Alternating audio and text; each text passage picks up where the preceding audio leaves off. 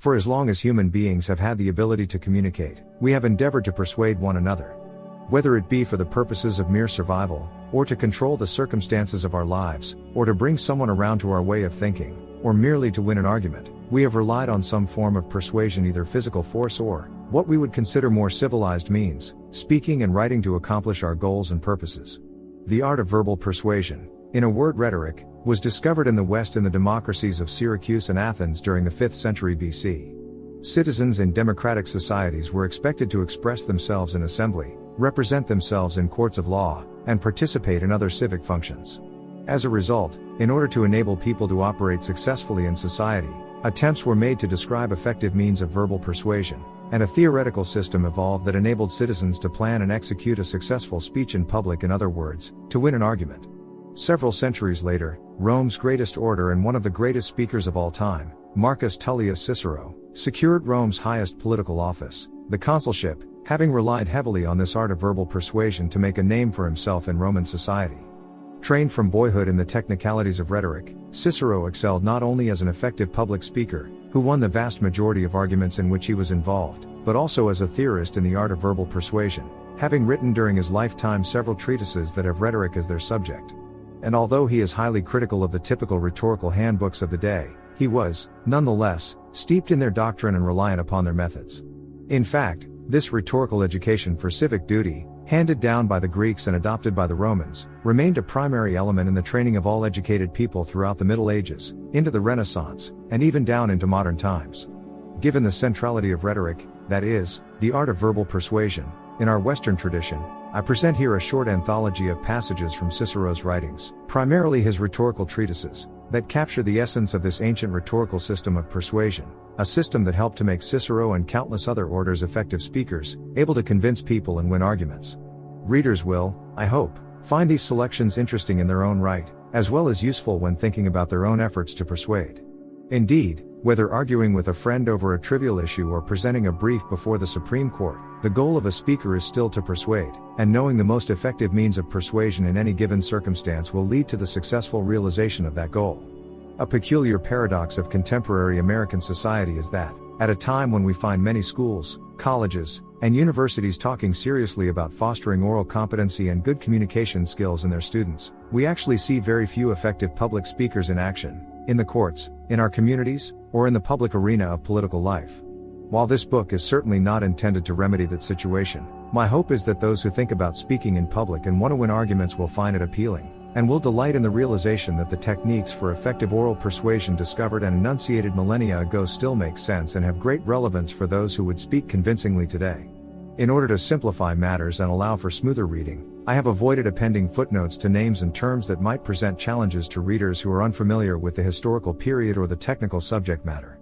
In lieu of such notes, a glossary of names and terms has been included near the end of the volume to which the reader can refer when seeking more detailed information or clarification. In addition, a list of suggestions for further reading on the subject has also been appended, consisting of both primary works by Cicero in English translation as well as secondary works that elucidate and comment upon ancient rhetoric and oratory, Cicero, and his works.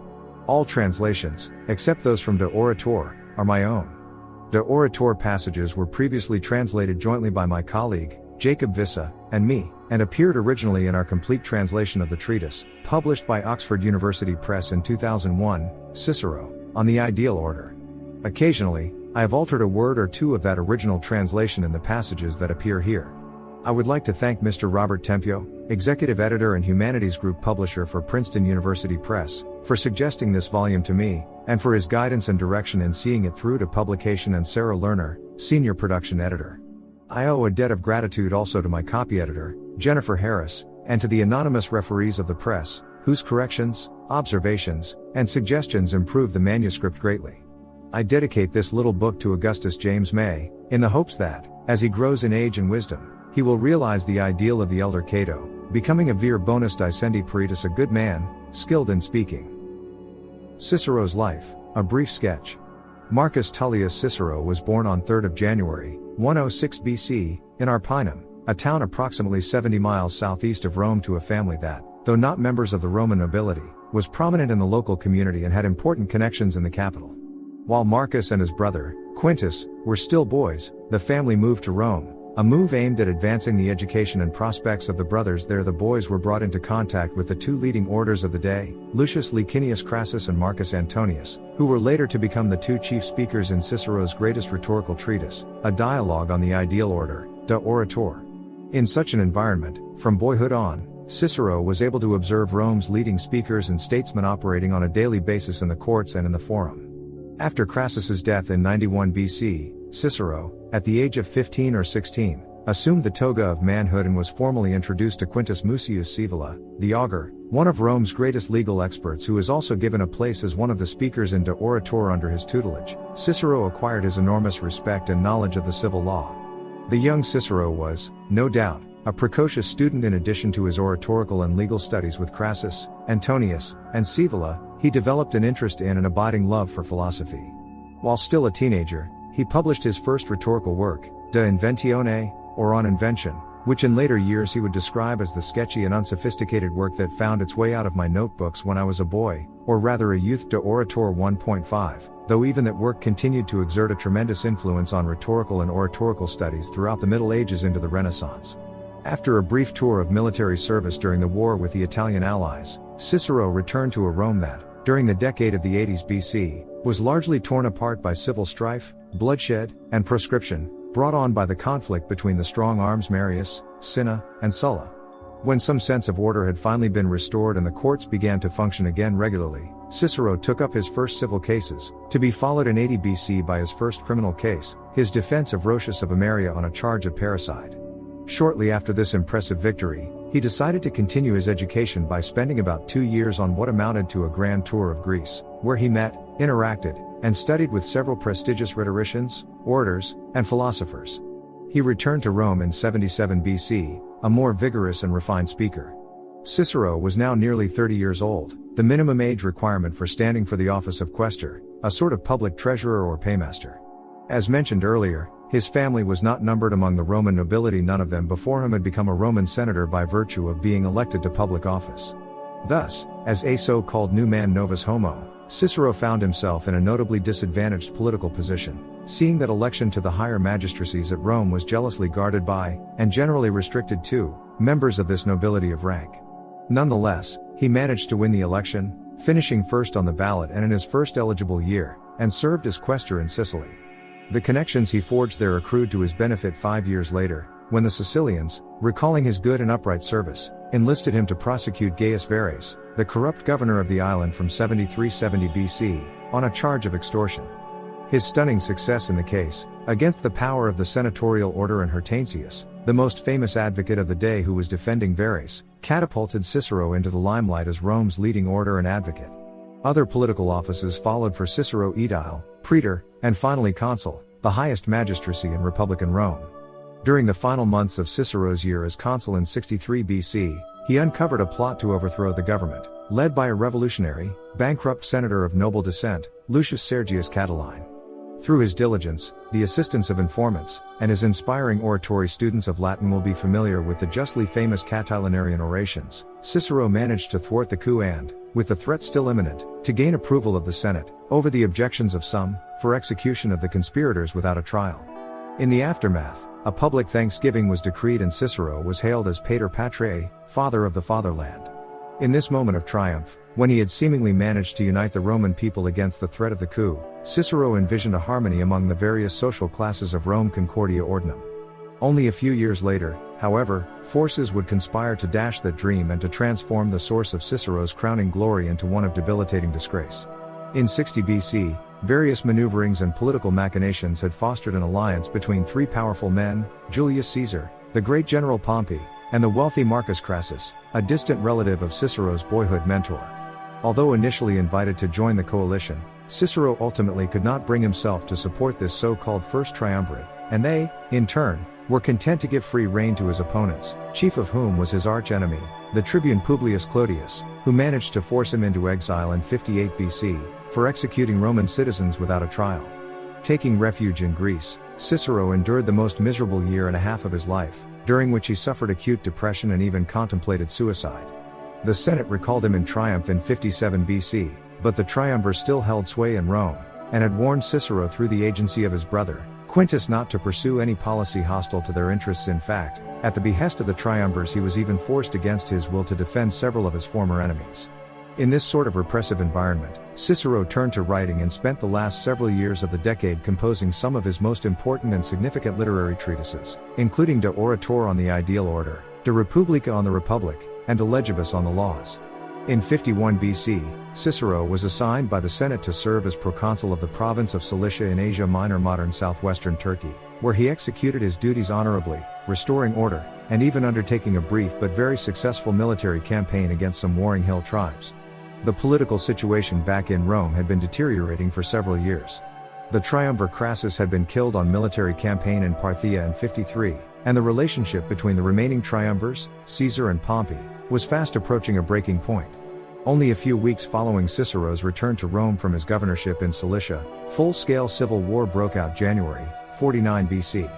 After much hesitation, personal deliberation, and a failed attempt to reconcile Caesar and Pompey, Cicero eventually joined the Republican forces under the command of Pompey in Greece.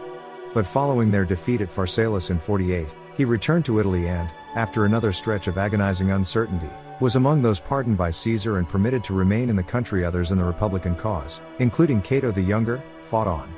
During the ensuing dictatorship of Caesar, Cicero again saw his opportunities for playing a significant role in the public arena greatly curtailed.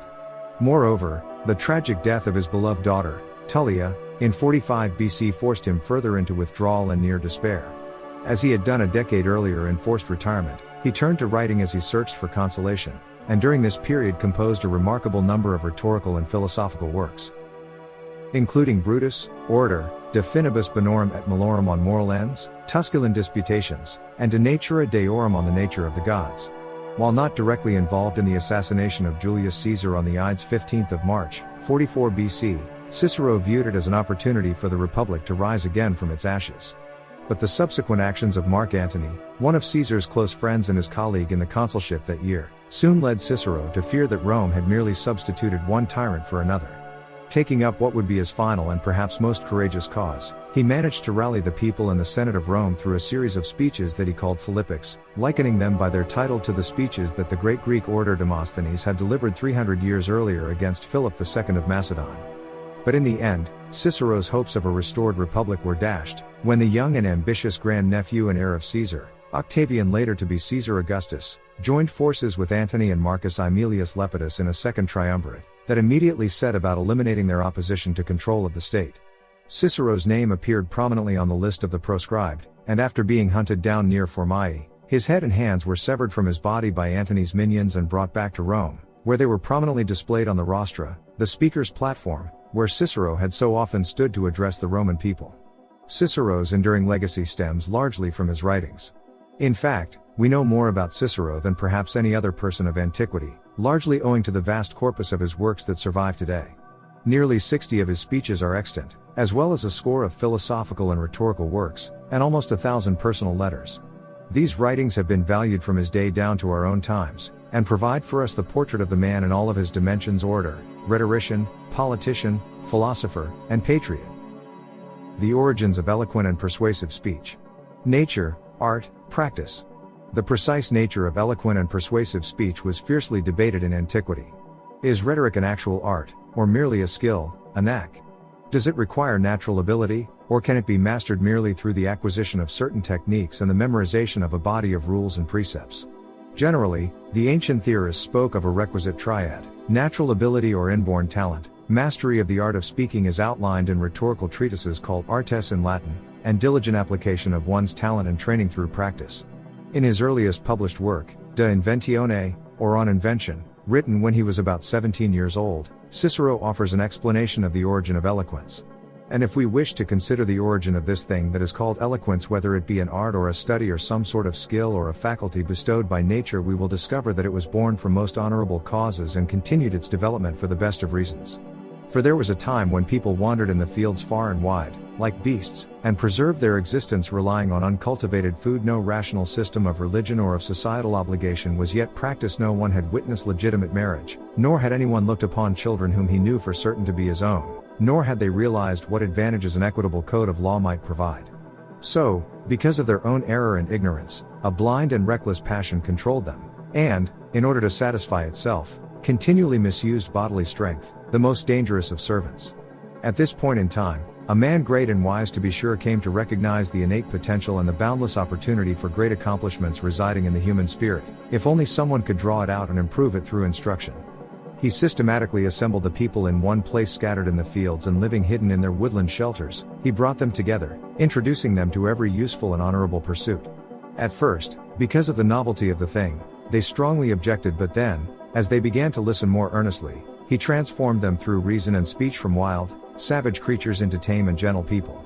To me, at least, it does not seem possible that mute wisdom, devoid of speaking ability, was suddenly able to turn people from their accustomed ways and lead them to different modes of living. What is more, once cities had been established, how could it have happened that people learned to honor faith and uphold justice, and became accustomed to obeying others willingly, and judged that they must not only take on great tasks for the sake of the common good but even sacrifice their lives, unless others had been able to persuade them by eloquence of those things that they had discovered by reason? Certainly, no one who was endowed with great physical strength would have willingly and without violence submitted himself to the law, allowing himself to be put on an equal footing with those over whom he could excel, abandoning voluntarily a most agreeable custom, especially a custom that had through the course of time already acquired the force of a law of nature, had he not been moved by speech both powerful and persuasive. Eloquence, then, seems initially to have originated in this way, and to have advanced to greater development, and likewise subsequently, in the most important matters of peace and war, to have been involved with the highest interests of humankind. De Inventione 1.23. Some 30 years later, Cicero wrote De Oratore on the Ideal Order, a masterful treatise in which he constructs a portrait of his ideal speaker. The work is composed as a dialogue between several of the leading orators of the generation previous to Cicero's. The two main characters of the dialogue are Lucius Crassus and Marcus Antonius, Cicero's boyhood mentors and the greatest orators of Rome at that time. In the following passage, the interlocutor Crassus refers to these same origins of eloquence. He extols the capacity for speech as one of the most powerful and efficacious of all human gifts, and encourages his young protégés to master the art of eloquence. Actually, I think nothing is more admirable than being able, through speech, to take hold of human minds, to win over their inclinations, to drive them at will in one direction, and to draw them at will from another. It is this ability, more than anything else, that has ever flourished, ever reigned supreme in every free nation and especially in quiet and peaceful communities. What could be so wonderful as when out of an infinite crowd one human being emerges who alone or with very few others is able to use with effect the faculty that is a natural gift to all?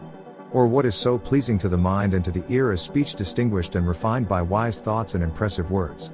Or what so powerful and so splendid as one man's speech transforming the impulses of the people, the scruples of jurors, or the authority of the Senate? Again, what is so regal, so generous, so magnanimous, as lending aid to those in distress, raising up the afflicted, offering people safety, freeing them from dangers, saving them from exile?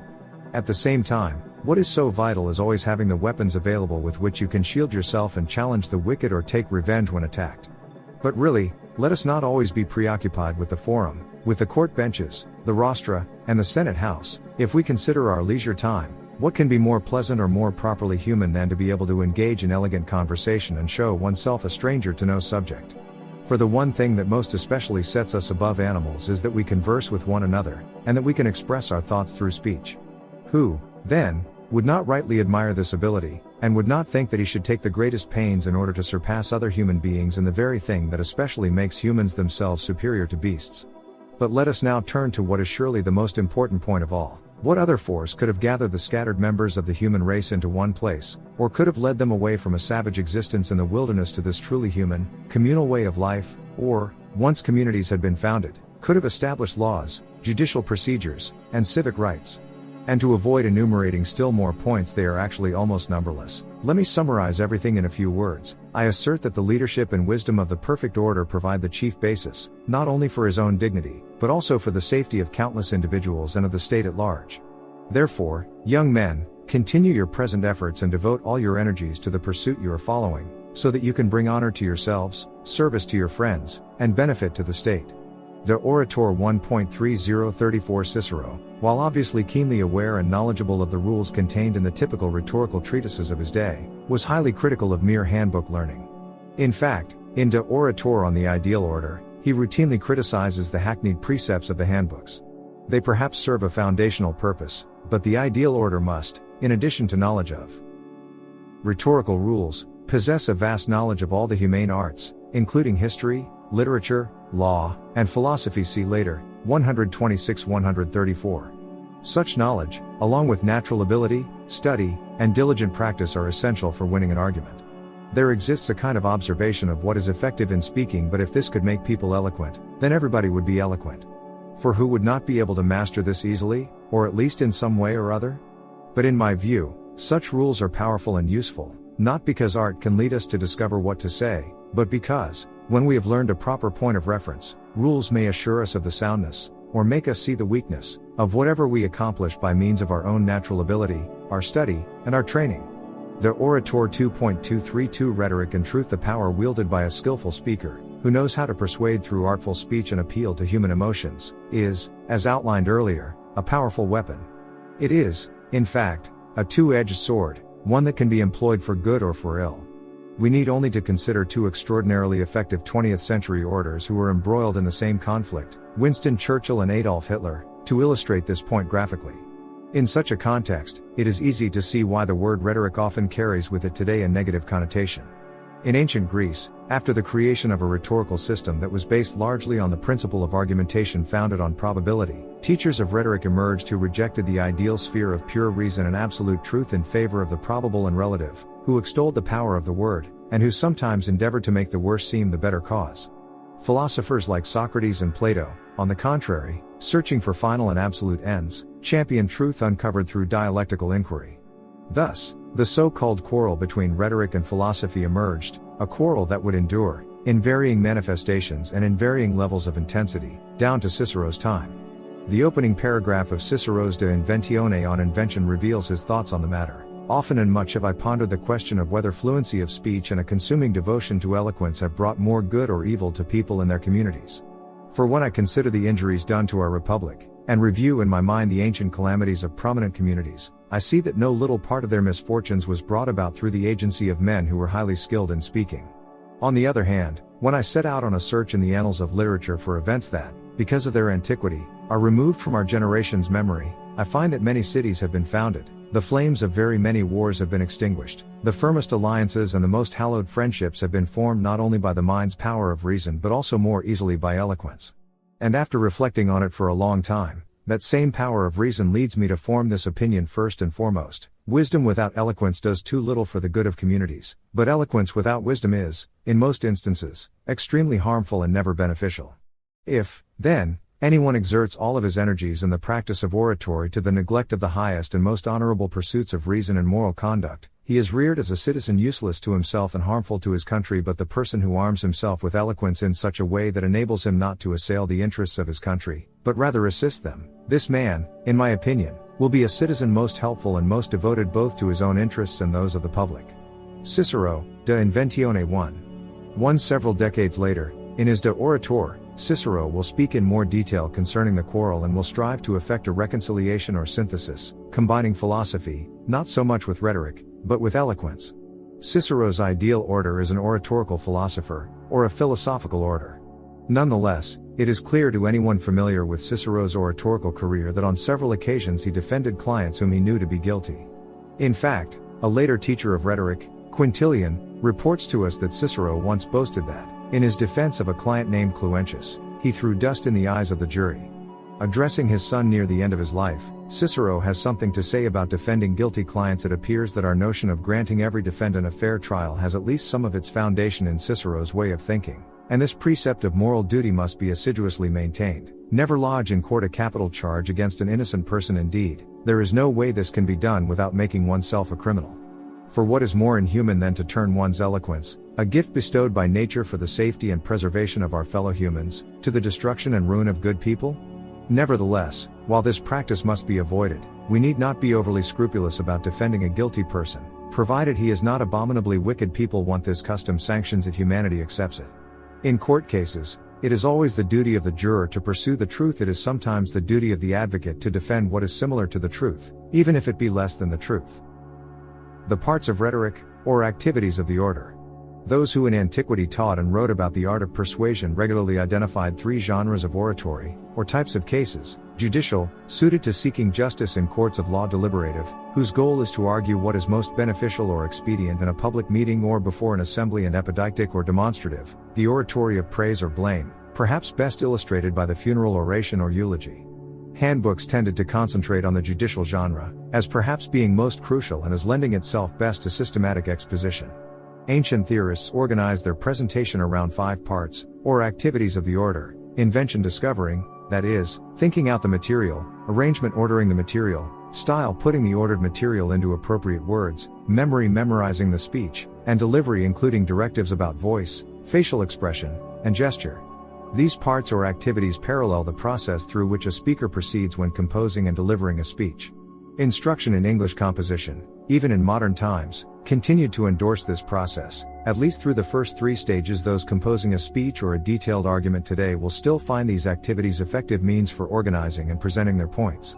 Invention, identifying and classifying the question at issue according to the stance of argument, and discovering the sources of proof. Invention, Latin inventio, is concerned with finding and thinking out the subject matter of the speech. The process chiefly involves identifying and classifying the question at issue according to a specific stance of argument, as well as discovering the most promising sources of proof for persuading one's audience. Status. Stances of argument. In a judicial controversy, the charge of the prosecution and the counterclaim by the defense crystallize the question at issue, that is, the matter under judgment, which in turn is classified according to one of 4 stances of argument. Latin status or constitutio, that is, according to the stand that is assumed by the defense. Cicero succinctly outlines this system in De Inventione 1.10. Every subject that contains in itself some controversy situated in speech and debate involves a question about a fact, or about a definition, or about the nature or quality of an act, or about legal processes. Therefore, we call the question from which the whole case arises the status, or issue. The issue is the first conflict of pleas that arises from the defense of the accusation, in this manner: you did it, I did not do it, or I was justified in doing it. When the dispute is about a fact, the issue is called conjectural, because the plea is supported by conjectures or inferences. For example, you did it, I did not.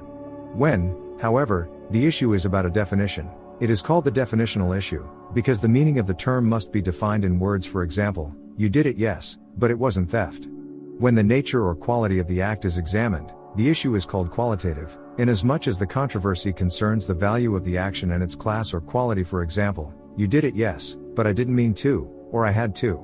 But when the plea depends on the circumstance that it seems the right person does not bring the case, or that he brings it against the wrong person, or before the wrong court, or at the wrong time, under the wrong statute, or for the wrong charge, or with the wrong penalty, the issue is called translative, because the actions appears to require a transfer to another court or a change in the form of pleading. One of these issues is necessarily applicable in every kind of case, for where none applies, there can be no controversy. The sources of proof. 300 years before Cicero's time, the Greek philosopher Aristotle, in his handbook on rhetoric, identified 2 kinds of available means of persuasion for winning one's case or argument, what he called non-artistic and artistic proofs. Non-artistic proofs are those that the speaker does not invent by using his art, for example, written contracts and the testimony of witnesses. Artistic means of persuasion, which the speaker does create by employing his art, are 3 in number: logos, rational argumentation; ethos, the presentation of character; and pathos, the arousal of emotions in the audience. Cicero adopts this Aristotelian schema, which we see reflected in the remarks made by Antonius, one of the chief characters of De Orator, as he describes his approach in handling the initial stage of invention. Well then, after accepting a case and acquainting myself with its category, the very first thing I do when I start working on the matter is to establish the point of reference for the whole portion of the speech that specifically concerns the judgment of the issue itself, that is, status. After that, I consider very carefully 2 further elements. The first one recommends us or those for whom we are pleading. The second is aimed at moving the minds of our audience in the direction we want. The method employed in the art of oratory, then, relies entirely upon 3 means of persuasion: proving that our contentions are true, that is, logos; winning over our audience, that is, ethos; and inducing their minds to feel any emotion the case may demand, that is, pathos. Now, for the purpose of proving, the orator has 2 kinds of material at his disposal. One consists of the things that are not thought out by the orator, but, inherent in the circumstances of the case, are treated methodically by him, such as documents, testimonies, agreements, evidence extracted by torture, laws, decrees of the Senate, judicial precedents, magistrates' rulings, legal opinions, and whatever else is not discovered by the orator, but is presented to him by the case and the parties involved. The other kind is that which entirely depends on the reasoning and argumentation of the orator. So in dealing with the first type, one must think about how to treat the arguments with the second, about discovering them as well. The so-called artistic means of persuasion, that is, those that are thought out or created by the speaker, often employ topics or commonplaces loci communes in Latin. These are commonplace or stereotypical logical strategies or premises, the latter often ethical or political, upon which a speaker can build his logical arguments or his appeals to character and emotion. This idea that I began weaving just now, resumed Antonius, was leading up to the following conclusion: seeing that it is understood that all issues called into question depend not on the innumerable individual persons or unlimited variety of occasions, but on cases of a general kind and on the character of the categories involved, and further, that these categories are not only restricted in number, but are even very few, those who are eagerly devoted to oratory should master the material belonging to each of the categories, marked, equipped with, and given distinction by all the commonplaces, that is, by subject matter and ideas. These by themselves will produce the words, which I, at any rate, always think sufficiently distinguished if they are such that the subject matter itself seems to have produced them. And if you want to know the truth, at least as I see it, for I can affirm nothing but my own view and opinion on the matter, we ought to bring this equipment of general, abstract cases with us into the forum. We should not be searching the commonplaces from which arguments can be unearthed only at the moment that a case has been entrusted to us. For surely everyone who has given them only moderate consideration can come to know such arguments in every detail through application and experience. At the same time, our minds must be directed back to those sources and to those commonplaces, as I have already called them, from which everything that can be discovered and invented for any speech is derived. In fact, the whole thing boils down to this: whether it is a matter of art or observation or experience, knowing the areas where you must hunt for, and track down, what you are trying to find. Once you have surrounded the entire place with the nets of your thought, at least if practical experience has sharpened your skill, nothing will escape you, and everything that is in the subject matter will run up to you and fall into your hands. Logos. Rational argumentation. Rational argumentation has its foundation in two basic processes, induction and deduction. Speakers today still rely on these weapons of logic to win an argument, employing induction by the use of example and deduction through syllogistic reasoning. Examples, or analogies, can be fictitious or historical, and from them you can argue by inducing a probable conclusion about the matter in dispute, and then offer a general or universal application drawn from the specific example in question. Such arguments generally are tripartite in nature, first presenting one or more similar cases, second stating the point we want conceded, for which the similar cases have been cited, and third drawing a conclusion that reinforces the concession or demonstrates what results follow from it. A syllogism has the basic form of major premise, minor premise, and conclusion. For example, all human beings are mortal. Cicero is a human being, therefore, Cicero is mortal. In speeches and oral arguments, a speaker often relies on premises that are probable and not necessarily certain, and sometimes even omits the minor premise, thus expressing the earlier syllogism in this way: Cicero is mortal, because all humans are. This sort of rhetorical syllogism is known as an enthymeme. In its most expansive, five-part form, called the Epichaireme, a syllogism's major and minor premises are supported by further arguments, and then the conclusion is drawn. An entertaining argument demonstrating induction, that is, use of example or analogy, is related by Cicero in De Inventione in the writings of Aeschines Socraticus. Socrates lays out an argument presented to Xenophon and his wife by Aspasia. Please tell me, Madam Xenophon, if your neighbor should have finer gold jewelry than you have, would you prefer hers or your own? Hers, she replied. What if she should have clothing and other feminine accessories that are more expensive than what you have, would you prefer yours or hers? Hers, of course, she responded. Well, then, what if she should have a better husband than you have, would you prefer yours or hers? At this the woman blushed. Then Aspasia initiated a conversation with Xenophon himself. Please tell me, Xenophon, if your neighbor should have a better horse than yours, which would you prefer, yours or his? His, he replied. What if he had a better farm than yours, which farm would you prefer to have? The better farm, to be sure, he answered. Now, what if he should have a better wife than you have, would you prefer his or yours? At this, Xenophon also fell silent. Then Aspasia said, since each of you did not answer the one and only question to which I wanted an answer, I will tell you what each of you is thinking. You, wife, want to have the best husband, and you, Xenophon, want above all to have the finest wife. If, therefore, you cannot arrange it so that there be no better husband or finer wife on earth, you will surely be seeking eagerly what you think best, namely, that you be married to the best possible wife, and that she be wedded to the best possible husband. Here, since assent has been granted to statements that are undisputed, Even the point that would seem in doubt when asked by itself is, by analogy, conceded as certain, because of the method employed in putting the question.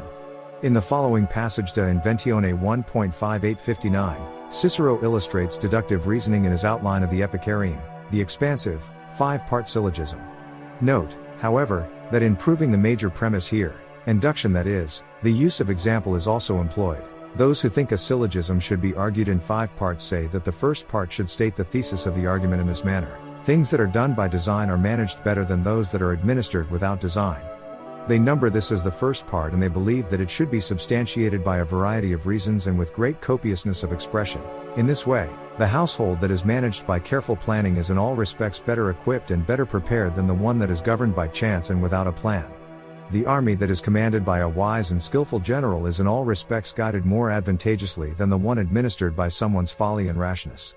The same reasoning can be applied to navigation, for the ship that employs the most knowledgeable helmsman completes its voyage most successfully. When the proposition has been proved in this way and 2 parts of the syllogism have been completed, they say that you should in the third part, that is, the minor premise, state what you want to demonstrate, issuing from the thought of the major premise. In this manner, of all things nothing is better governed than the universe. In the fourth part, they adduce another proof in support of this premise, for the risings and the settings of the constellations preserve a definite order, and the seasonal changes of the year not only occur necessarily always in the same way, but also agreeably to the advantage of all nature, and the alteration of day and night has through its changes in no respect ever harmed anything. These points are all proof that the nature of the universe is governed by some sort of extraordinary plan. In the fifth place, they draw the conclusion, which either merely states the inevitable deduction from all the parts, in this manner: therefore the universe is administered by design, or after briefly joining together the major and minor premises in one statement, they add what follows from them. In this way, therefore, if those things that are governed by design are administered better than those that are governed without design, and of all things nothing is governed better than the universe, then the universe is governed by design. The 5-part argument, according to their thought, is structured in this way. Ethos. Argument based on character. The second mode or source of proof is ethos, or character, that is, persuasion gained through the effective presentation of the speaker's character or the character of the person on whose behalf the speaker is pleading. The goal is to win the approval and admiration of your audience, which makes them ultimately more sympathetic to your argument. Negative character portrayal of your opponent is also an effective way to help your listeners side with your point of view. In this passage from De Oratore on the Ideal Order, Cicero expounds on the effectiveness of persuasion achieved through character portrayal. Well then, the character, the customs, the deeds, and the life, both of those who do the pleading and of those on whose behalf they plead, make a very important contribution to winning a case. These should be approved of, and the corresponding elements in the opponents should meet with disapproval, and the minds of the audience should, as much as possible, be won over to feel goodwill toward the orator as well as toward his client. Now people's minds are won over by a man's prestige, his accomplishments, and the reputation he has acquired by his way of life. Such things are easier to embellish if present than to fabricate if totally lacking, but at any rate, their effect is enhanced by a gentle tone of voice on the part of the orator, an expression on his face intimating restraint, and kindliness in the use of his words, and if you press some point rather vigorously, by seeming to act against your inclination, because you are forced to do so. Indications of flexibility, on the part of the orator and the client, are also quite useful, as well as signs of generosity, mildness, dutifulness, gratitude, and of not being desirous or greedy. Actually, all qualities typical of people who are decent and unassuming, not severe, not obstinate, not litigious, not harsh, really win goodwill, and alienate the audience from those who do not possess them. And these same considerations must likewise be employed to ascribe the opposite qualities to our opponents. But this entire mode of speaking is most effective in cases where there is not much opportunity to use some form of sharp and violent emotional arousal to set the juror's heart aflame. For we don't always have to employ vigorous oratory, but often we should rather speak in a quiet, low-keyed, and gentle manner. This is particularly effective in recommending parties to the audience. By parties I mean not only those who are accused, but all those whose interests are at stake, for this is how the word was used in the old days. Portraying their characters in your speech, then, as being just, upright, conscientious toward the gods, subject to fear, and patient of injustice, is enormously influential.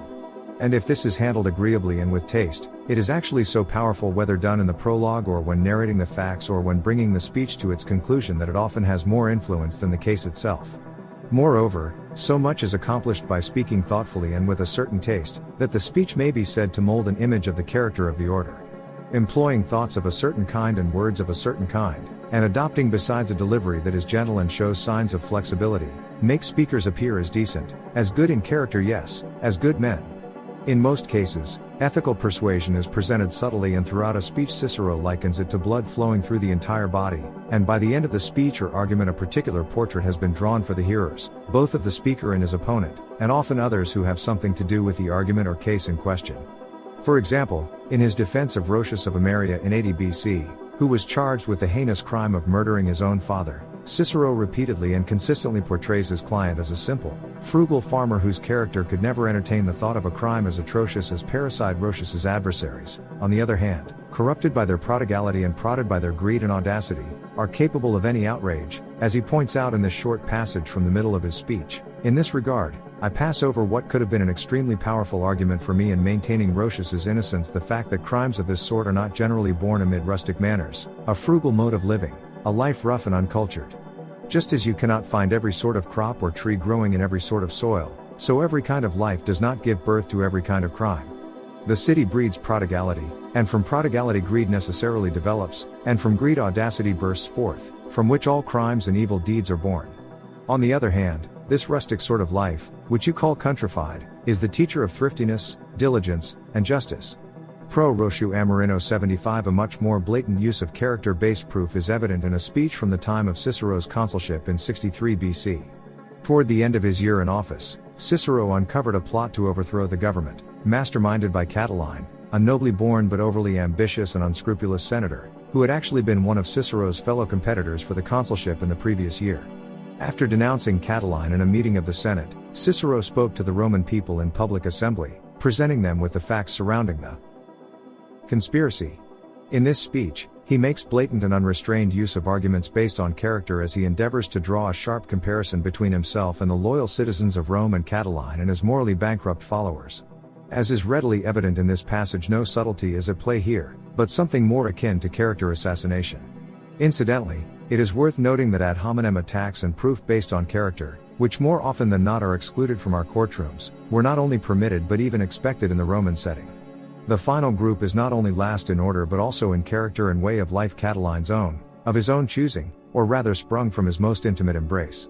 You see them with carefully coiffured hair, glistening with oil, some clean-shaven, others well-bearded, wearing ankle and wrist-length tunics, wrapped in togas that look more like sails. They drain all their life's energy and all the work of their waking hours in banquets that last until dawn.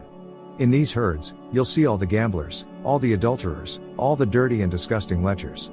These boys, so sleek and dainty, have learned not only to love and to be loved, not only to dance and sing, but even to brandish daggers and pour poison. If they do not leave Rome, if they do not perish, even if Catiline perishes, know that a breeding ground of Catilines will abide in the Republic. And yet, what do such wretches want for themselves? They are not going to bring their little girlfriends into camp with them, are they? But how will they be able to live without them, especially on nights like these? How will they endure the frost and snow of the Apennines? Unless, of course, they believe they will endure winter more easily because they have previously learned to dance at banquets in the nude. What an extraordinarily terrifying war it will be if Catiline will be leading this praetorian cohort of whores. Now, citizens, draw up your garrisons and armies against these outstanding troops of Catiline. First, post your consuls and generals against that wounded and worn-out gladiator. Next, lead out the flower and strength of all of Italy against that castaway, debilitated band of shipwrecked men. I have no need to compare your other resources, your equipment, your garrisons, with the poverty and neediness of that bandit. But if, leaving aside all of those things with which we are supplied and that man lacks, namely the Senate, the equestrian order, the city of Rome, the treasury, tax revenue, all of Italy, all of the provinces, if leaving aside all of these considerations, we are willing to compare the two causes that are in conflict, from this comparison alone we can understand how utterly prostrate our enemies lie.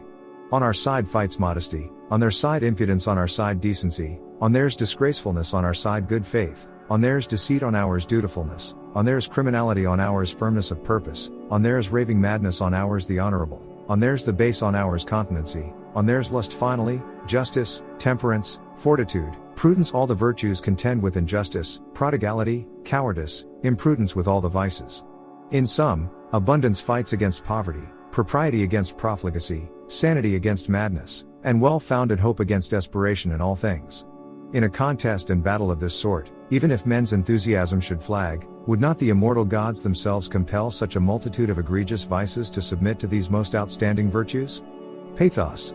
Argument based on emotional appeal.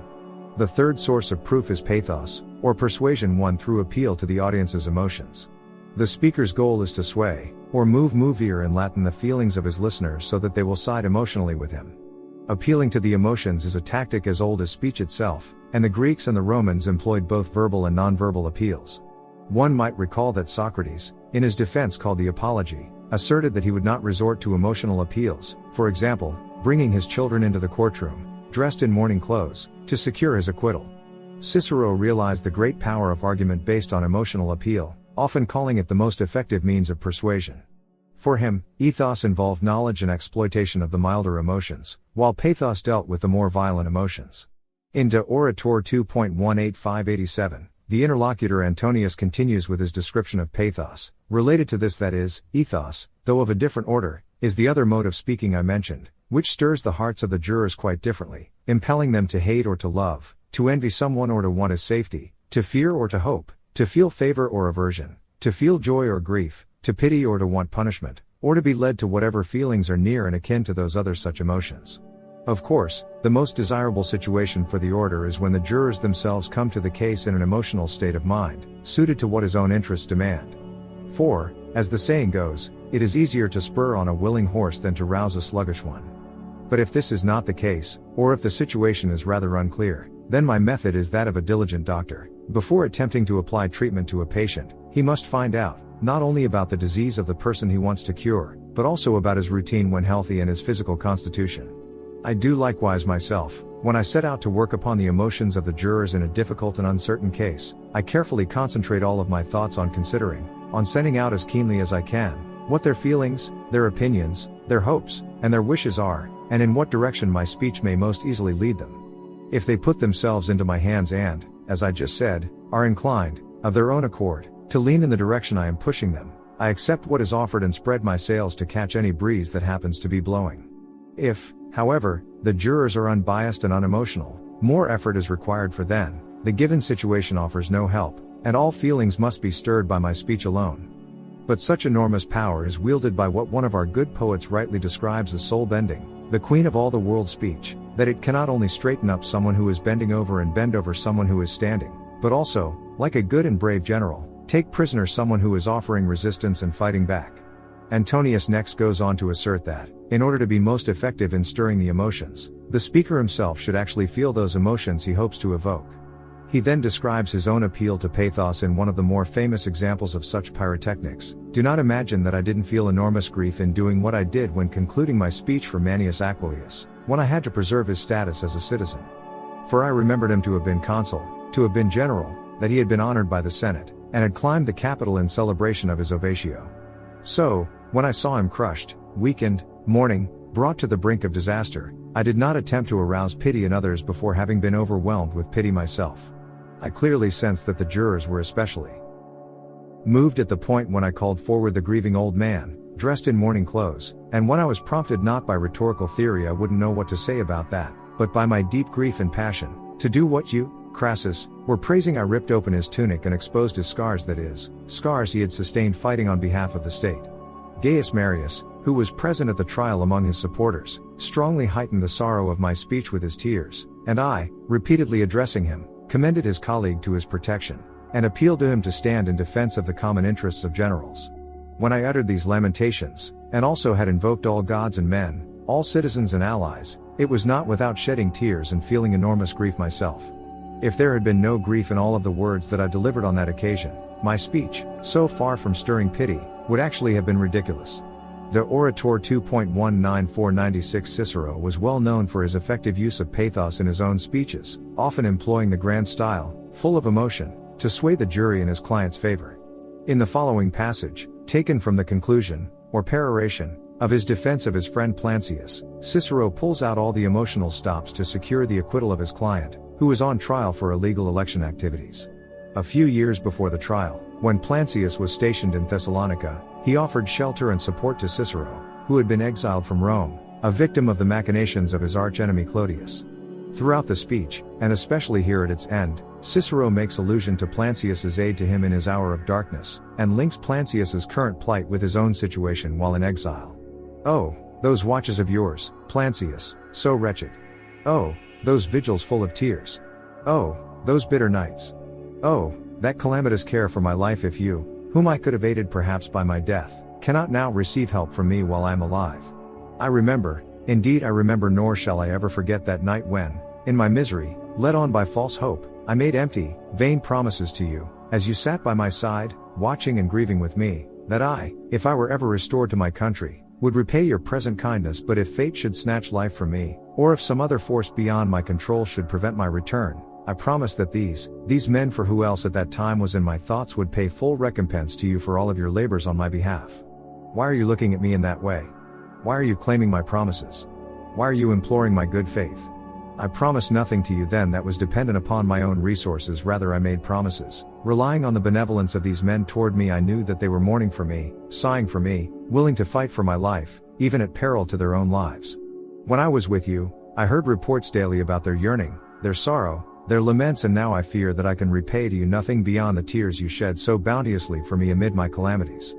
For what else can I do but grieve, but weep, but bind you by embrace to my own salvation? For the same people who granted salvation to me are able to grant it to you. But you stand up, I beg you, I will hold and embrace. I profess myself to be not only an intercessor on behalf of your fortunes, but also your partner and ally.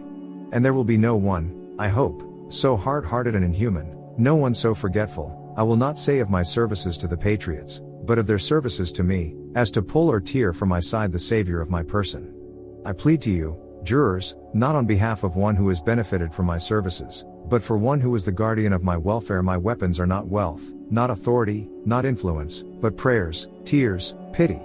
And with me, this most excellent but wretched parent implores you, and we two fathers plead on behalf of one son. By you and your fortunes, by your children, I beg that you not willingly provide a source of joy to my enemies, especially those whom I incurred on behalf of your welfare, allowing them to boast that you, now forgetful of my welfare, stand as enemies of the man by whom that welfare was preserved. Do not shatter my spirit now with grief, and then again with the fear that your goodwill toward me has changed. Allow me from your store of graciousness to fulfill the promise that I, relying on you, often made to my client. Gaius Flavius, I beg and implore you earnestly, you who during my consulship were an ally of my plans, who shared in my dangers and helped with what I accomplished, and who always has wished not only for my safety, but for my honor and success, to do me the favor of saving, through the agency of this jury, the man through whose agency I, as you know, was saved to serve you in them. Your tears, and yours, jurors, not to mention my own, prevent me from saying more tears that, in the midst of my great fear, suddenly give me hope that you will display the same disposition in saving my client as you did in saving me. For seeing your tears now calls to my mind those tears that you so often and so profusely have shed for me. Arrangement. Arrangement is the second part of rhetoric, or the second activity of the speaker. Now equipped with the subject matter for your argument or speech, having determined the issue at hand, thought out appropriate supporting arguments drawn from the sources of proof, and identified commonplaces through which to present these arguments, it is time to arrange or organize your speech appropriately into parts. By most accounts, a judicial speech in its basic form has 4 parts: an introduction or prologue, a narration or statement of the case, an argument including a refutation of opposing arguments, and a conclusion or epilogue. Deliberative speeches may sometimes assume a different structure. Moreover, at times a speaker might find it appropriate to add a proposition, a statement or division of his arguments, or a digression, an excursus on some related facet of the case, often on the character or actions of one of the principals involved. In De Orator 2.30712, Cicero's interlocutor Antonius responds to an earlier comment from his friend, Catullus, and gives advice on the arrangement of material. So let me now return to the subject that earned me your praise a little while ago, Catullus, the order and the arrangement of the material and the commonplaces. The principles involved are 2. One is inherent in the nature of our cases, the other is a matter of the judgment and good sense of the speaker. That we should say something before addressing the case, then set forth the case, after that prove it by establishing our own arguments and refuting those of our opponents, then conclude our speech and so bring it to an end. This is prescribed by the very nature of oratory. But to determine how we are to put together what we have to say in order to give proof and to instruct the jurors, that is the special province of the orator's good sense. For there are always many arguments that occur to us, many that seem likely to bring us advantage in our speech. Some of these, however, carry so little weight that they must be disregarded. Others, even if they offer some help, are often such that they contain some fault, while the value of the advantage that they seem to provide is not so great that it should be combined with some harmful point. But as to the useful and strong arguments, if nevertheless a great number of them remain, as often happens, then those among them that carry the least weight, or are rather similar to other, weightier ones, ought to be discarded, I think, and to be removed from our speech. It is at least my own practice, when I am assembling arguments for my cases, not to count so much as to weigh them. Also, as I have often said already, we bring people over to our point of view in three ways, either by instructing them, that is, logos, or by winning their goodwill, that is, ethos, or by stirring their emotions, that is, pathos. Well, one of these methods we should openly display, and we must appear to aim at nothing but giving instruction, while the other two must, just like blood in the body, flow throughout the whole of the speech. For it is essential that not only the prologues but also the other parts of a speech, about which I shall presently say a few words, should have the power to seep into the minds of the audience. As regards those two elements of a speech which, though they do not provide instruction by argument, still accomplish a great deal by persuading and moving, it is true that both the introduction and the end of a speech are especially appropriate places for them. Nevertheless, it is often useful to digress from the proposition you are arguing in order to stir the emotions. Accordingly, after the case has been set forth in the narration, there is often room for inserting a digression aimed at stirring the emotions. Or this may well be done after our arguments have been proven, or after those of our opponents have been refuted, or in both places, or in all parts of the speech, if there is enough importance and substance to the case. Actually, the cases that can best be amplified and given distinction, being weightiest and fullest, are exactly those that offer the most starting points for digressions of the kind that allow us to employ the commonplaces that drive on or deflect the audience's emotional impulses. Introduction or prologue. Latin exordium. The exordium, or prologue, of the speech is a passage designed to bring our audience into the proper state of mind in order to receive the rest of our argument. To accomplish this goal, the speaker should strive to secure the attention of his listeners, to make them receptive and ready to receive his arguments, and to win their goodwill. Ancient handbooks generally contain detailed descriptions of tactics that are effective in meeting these goals. Cicero's earliest extant oration Pro Quinctio, on behalf of Quinctius, offers a fine example of an exordium, one particularly aimed at securing the sympathy and goodwill of his listeners, while at the same time disposing them unfavorably toward his opponents. The case is a relatively complicated one, involving a dispute over property possession. In his introduction, Cicero draws effective character sketches, that is, ethos, of those involved in the case: Naevius, the powerful and unscrupulous adversary Hortensius; his patron, the eloquent and well-established orator Quinctius; the poor, downtrodden defendant; and Cicero himself, Quinctius's patron, who is working at a great disadvantage, and whose abilities and experience pale in comparison to those of his opponent. In addition, Cicero's characterization of and appeal to Gaius Aquilius, chief assessor in the case, demonstrate his rather blatant efforts at securing the goodwill of his audience for the remainder of his speech. Two things that wield extraordinary power in the state, great influence and eloquence, are both working against us today. One, Gaius Aquilius, causes me apprehension; the other fills me with dread.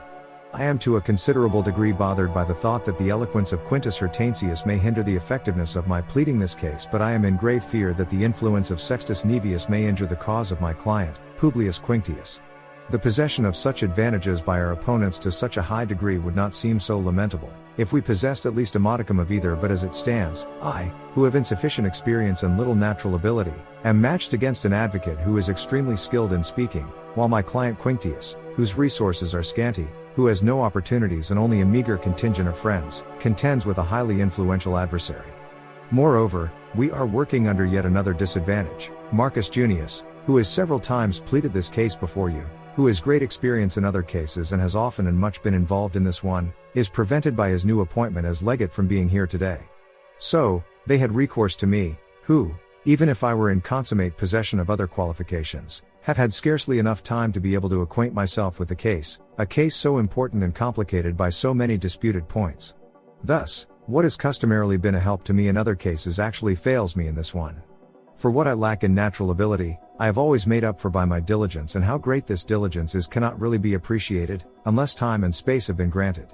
The more numerous these disadvantages are, Aquilius, the more receptive you and your fellow assessors should be to listening to our words, so that the truth, debilitated by so many unfavorable conditions, might finally be revived by the impartiality of such eminent men.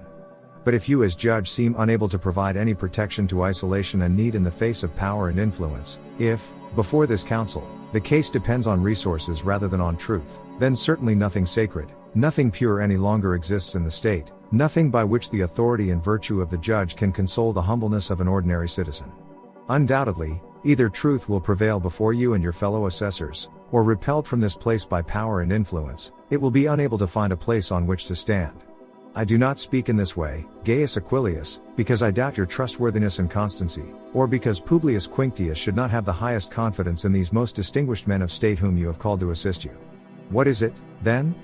First of all, the magnitude of the danger causes great fear in my client, seeing that all of his fortunes hang on this single judgment, and when he contemplates that fact, the thought of your power enters his mind no less often than that of your impartiality, for, as a rule, all those whose lives have been placed in the hands of another think more often about what the man under whose power and authority they find themselves is capable of doing, rather than what he ought to do. Second, Publius Quinctius has as his opponent Sextus Naevius in name, but in reality his opponents are men who are highly skilled in speaking, very bold, and most prosperous in our state, who defend Naevius with united efforts and vast resources, if defending actually means bowing to the desire of another party in order to be able to more easily to oppress anyone he wishes with an unfair trial.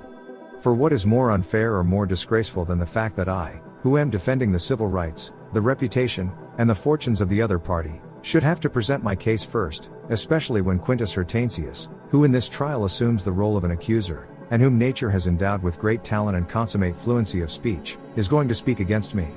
And so, it happens that I, who am obligated to ward off the weapons of the enemy and heal the wounds inflicted by them, am compelled to do so even before my adversary has launched any, while time is granted to them for staging an attack, when the power of avoiding their onslaught will have been snatched away from us, and when, if they hurl a false charge like some poisoned dart as they are prepared to do, there will be no opportunity for us to apply a suitable antidote. Since Publius Quinctius, weakened and afflicted by so many and such great difficulties, has taken refuge in your trustworthiness, Aquilius, in your honesty, in your compassion, and since up to this point in time the power of his adversaries has made it impossible for him to find equal justice or the same ability to present his case or an impartial magistrate, and since, by supreme injustice, all things have become dangerous and hostile to him, he begs and implores you, Aquilius, and you, members of this council, to allow impartiality, jostled and tossed about by many acts of injustice, to stand firm and regain its strength at last in this place. Narration or statement of facts. Latin narratio. The second major part of a speech is the narration, or statement of facts, Latin, narratio. Facts, of course, can be a slippery term, and the notion of imparting spin to a story is as old as speech itself. Each speaker attempts to state his version of the facts of the case in a way that will be most beneficial to his argument. Rhetorical handbooks tell us that the ideal narration should possess three qualities: brevity, clarity, and persuasiveness or plausibility. One of the finest examples of an effective narration in Cicero's corpus of speeches comes from his defense of Titus Annius Milo, who was accused of murdering his rival Publius Clodius, the same Clodius who had earlier instigated Cicero's exile, as their two parties met on the Appian Way in January of 52 BC. While this meeting probably occurred by chance, Cicero is intent on showing that his client, the unsuspecting Milo, was ambushed intentionally by Clodius, who then happened to be killed in the fray by Milo's loyal servants. And in order that you might get a clearer view of this question, please listen carefully while I present a brief narrative of what transpired. Publius Clodius had determined to harass the state by every sort of criminal means during his praetorship. He saw that the elections of the previous year had been postponed to such an extent that he would be able to hold his praetorship for only a few months, and unlike others, he did not really have regard for the high honor of such a political office, but rather was only interested in Lucius Paulus, a citizen of singular merit, not serving as his colleague, and in having a full year in which to tear the state to pieces. So he suddenly transferred his candidacy from his proper year to the following year, not, as often happens, because of some religious scruple, but, as he himself was declaring, in order to have a full and unbroken year to exercise his praetorship, that is to say, to overthrow the state.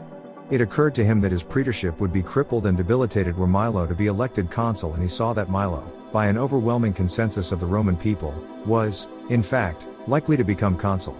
He rushed to the support of Milo's fellow candidates, but on the condition that he himself alone should direct the entire campaign, even if he should act against their will, and that he would, to use his own words, carry the whole election on his own shoulders. He assembled the tribes, he interposed himself, he enrolled a new Colline tribe through a levy of the most profligate citizens. But the more he stirred up trouble, day by day the stronger Milo grew. When Clodius, supremely on the ready for every sort of crime, saw that bravest of men, his bitterest foe, was a sure bet to become consul, When he realized that this fact had been declared not only in gossip but also by the votes of the Roman people, then he began to work openly and declare plainly that Milo had to be killed. He had brought down from the Apennine slaves, brutish and barbaric, who had laid waste to the public forests and harassed Etruria. You often saw them. The matter was not at all kept secret, for he was declaring openly that, while the consulship could not be taken from Milo, at least his life could. He indicated this often in the Senate. He stated it in public meetings. What is more, when that very courageous man Marcus Favonius asked him what he hoped for in his frenzy, as long as Milo lived, he responded that Milo would be dead in 3, or at most 4 days, a remark that Favonius immediately reported to our friend here, Marcus Cato. Meanwhile, since Clodius learned, and it was not difficult to learn from the Lanuvians, that Milo, as honorary dictator of Lanuvium, had to make a journey there, obligatory by ritual and law, on 18th of January in order to declare the election of a Flamen, he himself suddenly set out from Rome on the day before, in order that, as the sequel revealed, he might lay an ambush for Milo in front of his estate. What is more, he set out under the circumstance of having to leave an uproarious public meeting that was being held on that day and that sorely missed his frenzied spirit, a meeting that he would have never left had he not wished to arrange with precision the time and place of his crime. Milo, on the other hand, having spent the entire day in the Senate until its dismissal, went home, changed his shoes and clothes, waited for a time while his wife was getting ready, as often happens, then set out at a point in time when Clodius could have already returned to Rome, had he actually intended to do so on that day.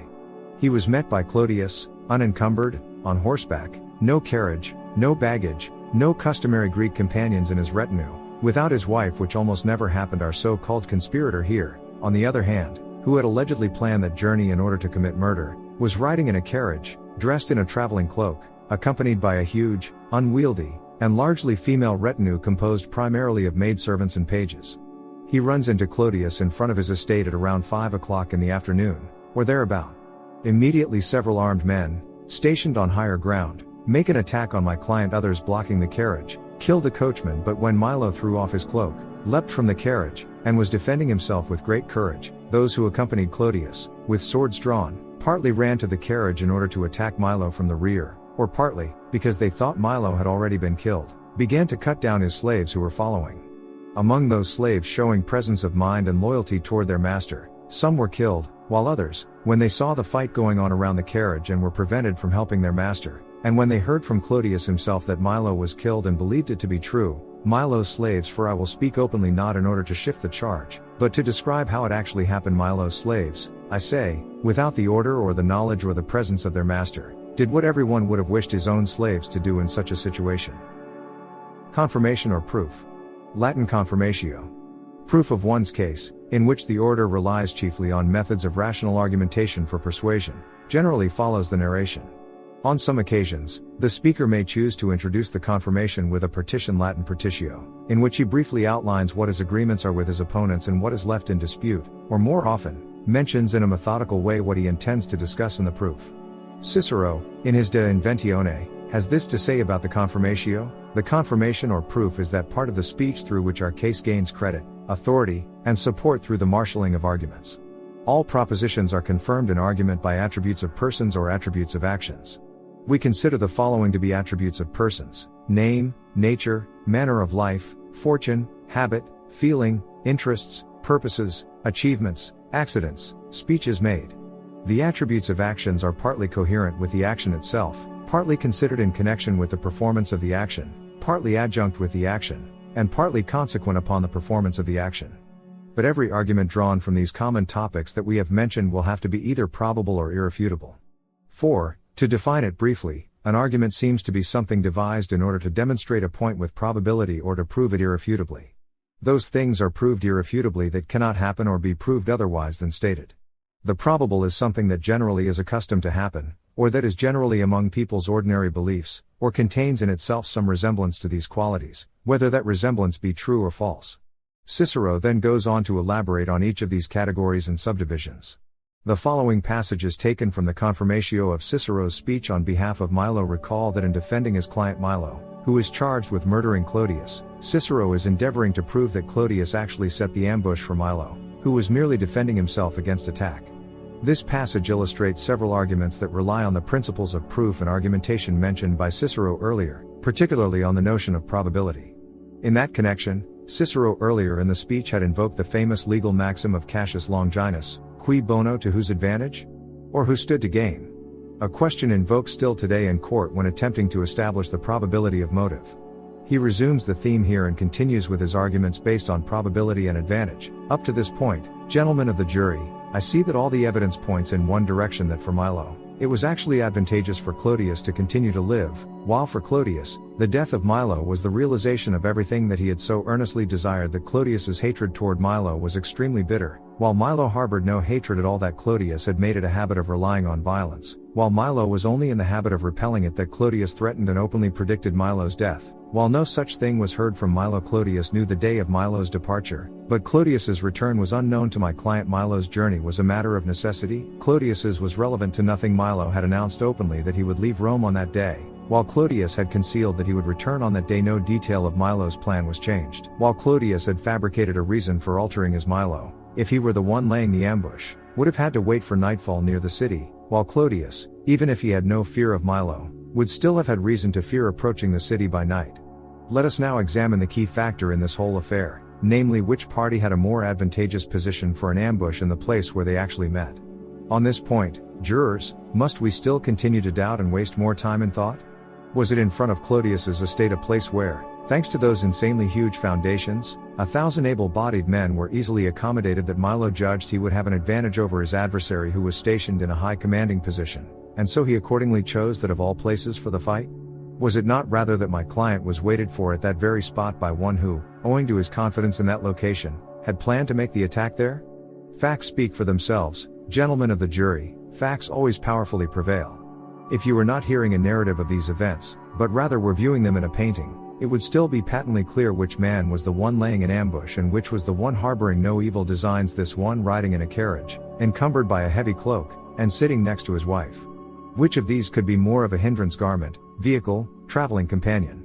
What could render someone less prepared for battle than to be entangled by a cloak, encumbered by a carriage, almost chained to a wife? Look now at Clodius, first proceeding from his villa, suddenly why? In the evening, why was that a necessity? In a leisurely fashion, how does that fit, especially at that time of day?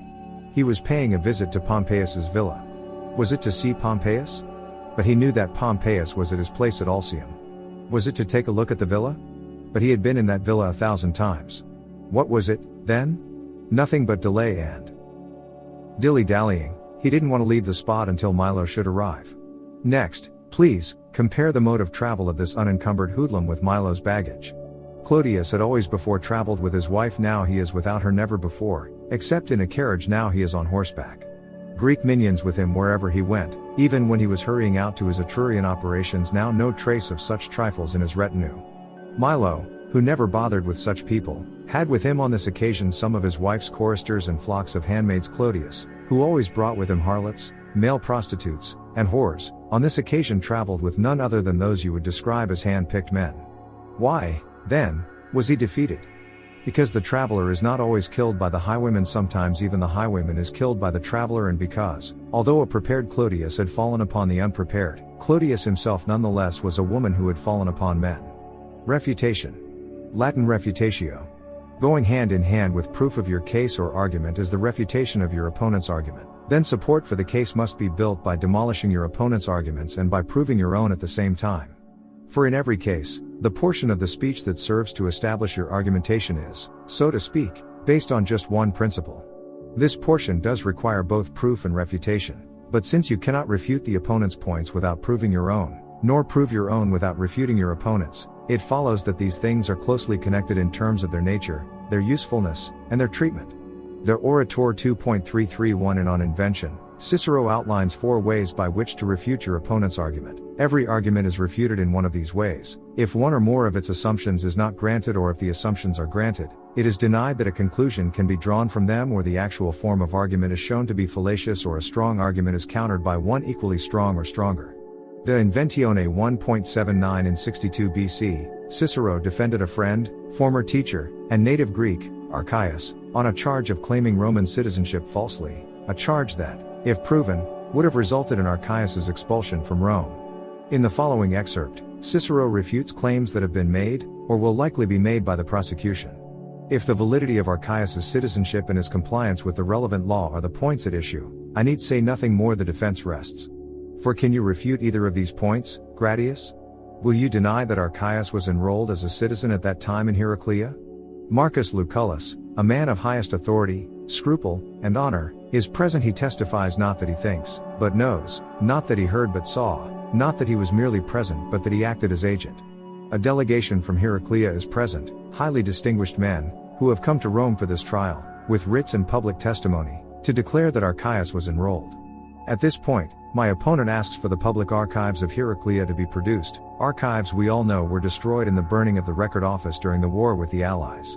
It is absurd to say nothing about the evidence that we have, but seek evidence that we cannot possibly obtain to remain silent about the record of living men, but demand a written record should be produced and, although you have at your disposal the scrupulousness of a very noble man and the sworn oath and testimony of an incorruptible municipality, to reject such things which in no way can be corrupted but ask for public records, which you yourself admit are regularly subject to tampering. Or do you deny that my client had established permanent residence in Rome, that is, the man who had, for so many years before he had been granted citizenship, made Rome the depository of all his property and fortunes? Or did he fail to register? On the contrary, he did register, and what is more, out of those declarations made then, his are the only ones from that registration and that board of magistrates that still have the authority of actual public records. For, although the citizen rolls of Appius were allegedly kept somewhat carelessly, and although all trustworthiness of such records had been impaired by the unreliability of Gabinius, yet Metellus, the most upright and scrupulous man of all, was so diligent in his record keeping that he actually came to Lucius Lentulus the praetor, and a jury, and declared that he was deeply troubled by the erasure of a single entry. Here are the records, and you will see that there is no erasure by the name of Archias. You say that you search in vain for Archias's name on our census rolls. To be sure. I suppose it's a great secret that during the last census he was with the army as a staff member to the illustrious General Lucius Lucullus, and at the time of the previous census, he was with Lucullus again, who was then serving as quaestor in Asia, and previous to that, when Julius and Crassus were in office, no census of any section of the populace was held. But, since the census roll does not confirm citizenship, and in fact merely indicates that one whose name is on the roll was then conducting himself in the manner of a citizen, please note that at that time my client, whom you allege, even in his own judgment, to have had no rights as a Roman citizen, had often made his will in accordance with Roman law, had entered upon inheritances left to him by Roman citizens, and had been recommended to the treasury for a reward by Lucius Lucullus, the proconsul. Search for arguments if you can find any, for Archias will never be convicted of falsehood, neither by his own judgment, nor that of his friends. Conclusion or epilogue. The final part of a standard speech or argument is the conclusion or epilogue, during which you can sum up or recapitulate previous arguments and or stir the listener's emotions, either by exciting indignation against your opponent, or arousing pity or sympathy for you or your client.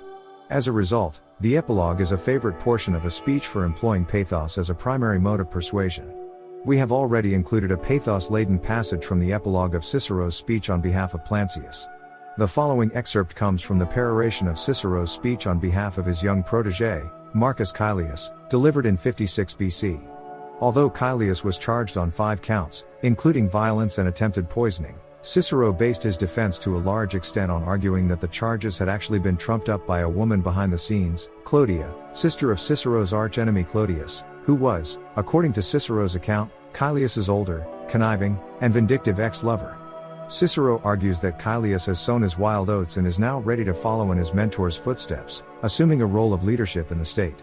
Noteworthy here, in addition, are Cicero's efforts at both stirring up indignation against Caelius's and Cicero's enemies, and evoking pity and sympathy by introducing into the court Caelius's elderly father. I have stated my case, jurors, and my speech has now come to its conclusion. You surely understand how weighty a verdict you are deliberating and how grave a matter has been entrusted to you. You are deliberating on a charge of violence. And the law concerning violence pertains directly to the power, to the majesty, to the condition of our country, to the safety of all. It is the law that Quintus Catulus proposed when there was an armed rebellion of citizens, at nearly the state's most desperate time. It is the law that, after the fire that blazed forth during my consulship, extinguished the smoldering embers of the conspiracy. It is now the same law by which the youthful life of Caelius is demanded for punishment, not by the state but by the depraved sport and caprice of a woman. Preserve for our country, therefore, jurors, a citizen of virtuous principles, a loyal citizen, a patriotic citizen. I promise you this, and this I pledge to the state, that, if I myself have served it well, he will never be separated from my way of thinking. And I can promise this, both relying on our close friendship and because he has now bound himself on the strictest of terms. One who has called into court an ex-consul, charging that he has violated the state, cannot himself be a seditious citizen in that state again. One who does not allow a man's acquittal on a charge of bribery to stand, cannot himself ever offer a bribe with impunity. Our state has 2 judicial accusations from Marcus Caelius, accusations that can be considered hostages against dangerous behavior on his part, or rather pledges of his goodwill. And so, jurors, I beg and plead with you that, in this state, where only a few days ago Sextus Caelius was acquitted, a man whom, for the past 2 years, you have witnessed as either the servant or the leader of sedition, a man without property or credit, without hope or home or resources, a man whose tongue, hands, and entire life are foully polluted, who with his own hands burned down a sacred shrine, the depository of the census, the records of the Roman people, who inflicted damage on the monument of Catullus, tore down my house, and set fire to my brothers, who on the Palatine in view of the whole city incited slaves to murder and arson in this same state, do not allow that man to have been acquitted through the influence of a woman, and Caelius to have been sacrificed to the passion of a woman, so that one and the same woman, in league with her brother and husband, does not appear to have both rescued the foulest of criminals and to have crushed the most honorable of youths. And when you consider the youth of Caelius, set before your eyes also the old age of this poor man, who relies on his only son, who is supported by his hope for him, who fears for his downfall. Mindful of the memory of your own parents and the fondness you have for your own children, sustain this man, a suppliant of your mercy, prostrate not so much before your feet as he is before your hearts and sensibilities, so that, in the suffering of another, you might do service to your own sense of dutifulness and forgiveness. Do not willingly snuff out this old man's life, already naturally approaching its end, more quickly by your blow than by fate's, nor uproot, as if by some whirlwind or sudden tempest, this young man's life, now in its prime, blossoming with virtue. Save the son for the parent and the parent for the son, lest you seem either to have despised an old man, now almost desperate, or lest you appear not only not to have nourished, but actually to have crushed and destroyed a youth, full of highest hopes. If you preserve Caelius for me, for his own people, and for our state, you will have one who is pledged, devoted, and bound fast to you and to your children. It is you above all, jurors, who will reap the rich and abiding fruits of all of his energy and endeavors. Style. The third part of rhetoric, or the third activity of the orator, is style, Latin elocutio. After you have planned what to say, invention, and have decided on the order in which to say it, arrangement, you must decide how to say it, by casting your subject matter into language, actual words and sentences. The same subject matter can obviously be expressed in different words and in different manners, so the object of this third activity is to choose effective words and to connect those words into sentences, employing periodic structure, prose rhythm, an important consideration in ancient oratory, and figures of speech. In his De Orator, Cicero is emphatic about the inseparable bond between subject matter and expression, that is, between content and words. Verbiage that flows without having its origin in knowledge of the subject matter is empty and ridiculous, while even brilliant content can be obscured by a poor choice of words and their ineffectual connection. For since all discourse is made up of content and words, the words cannot have any basis if you withdraw the content, and the content will remain in the dark if you remove the words. Eloquence forms a unity, into whatever realms or areas of discourse it travels, whether it is speaking about the nature of the heavens or of the earth, or about divine or human nature, whether in trials, in the Senate, or from the rostra, whether its purpose is to urge people on or to teach them or to deter them, or to stir them or to curb them, or to kindle their emotions or to calm them, whether its audience be few or many, or strangers or one's friends or oneself. Speech is like a river, branching out into little streams, yet issuing from the same source, and in whatever direction it goes, it is attended by the same equipment and adornment. But we are now laboring under the opinions not only of the crowd, but also of half-educated people. They find it easier to deal with things they cannot grasp in their entirety, if they split them apart and almost tear them to pieces, and they separate words from thoughts just like a body from its soul, which in both cases can only wreak destruction. In my discussion, therefore, I will undertake no more than is assigned to me. I would only indicate briefly that discovering words for a distinguished style is impossible without having produced and shaped the thoughts, and that no thought can shine clearly without the enlightening power of words. There is, of course, no single style that is alone excellent, no single way of choosing words and configuring them into sentences that is superior to all others. Cicero recognizes this point and is emphatic in stressing that each speaker's individual strengths and weaknesses must be ascertained, and appropriate stylistic proclivities encouraged and developed, in each case salutary advice for teachers still today. Between all of us here, then, there are great differences, and each of us has clear and specific traits. And amid this variety, the better is generally distinguished from the worse more by ability than by the type to which each belongs, and everything that is perfect in its own type is praised. So don't you think that if we chose to include all orators who are or have ever been active anywhere, we would have to say something like, as many orators, so many styles of speaking? Perhaps my argument will give rise to a further notion. If there is indeed an almost countless number of, let us say, forms and kinds of speaking, different in appearance but praiseworthy in their own types, then these mutually different things cannot be molded by the same rules and by one method of instruction. But this is not true. It is the responsibility of those who provide instruction and education to observe very carefully where each pupil's natural abilities seem to lead him.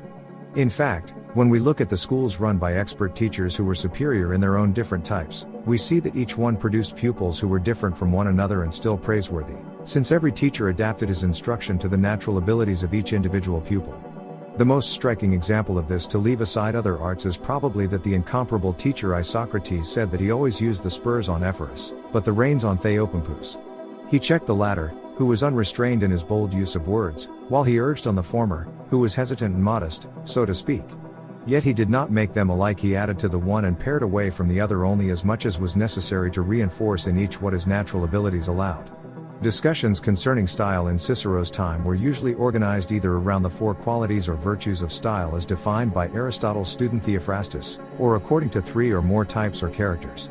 The virtues of style are the correct use of Greek or Latin, in Cicero's case English, in ours, clarity, distinction, ornamentation, which includes tropes such as metaphors, figures of speech, and figures of thought, and appropriateness. The best known categorization of types or characters of style is the threefold division into plain, middle, and grand. Virtues of style: correctness and clarity. In De Orator, Cicero's interlocutor, Crassus, speaks briefly about the first two qualities of style and makes it clear that all literate speakers are already in possession of these virtues, though study and further reading of the orators and poets will strengthen and enhance them. And tell me, is there a better way of expression than to speak correct Latin, clearly, with distinction, and in a manner that is suitable and appropriate to the particular matter at issue?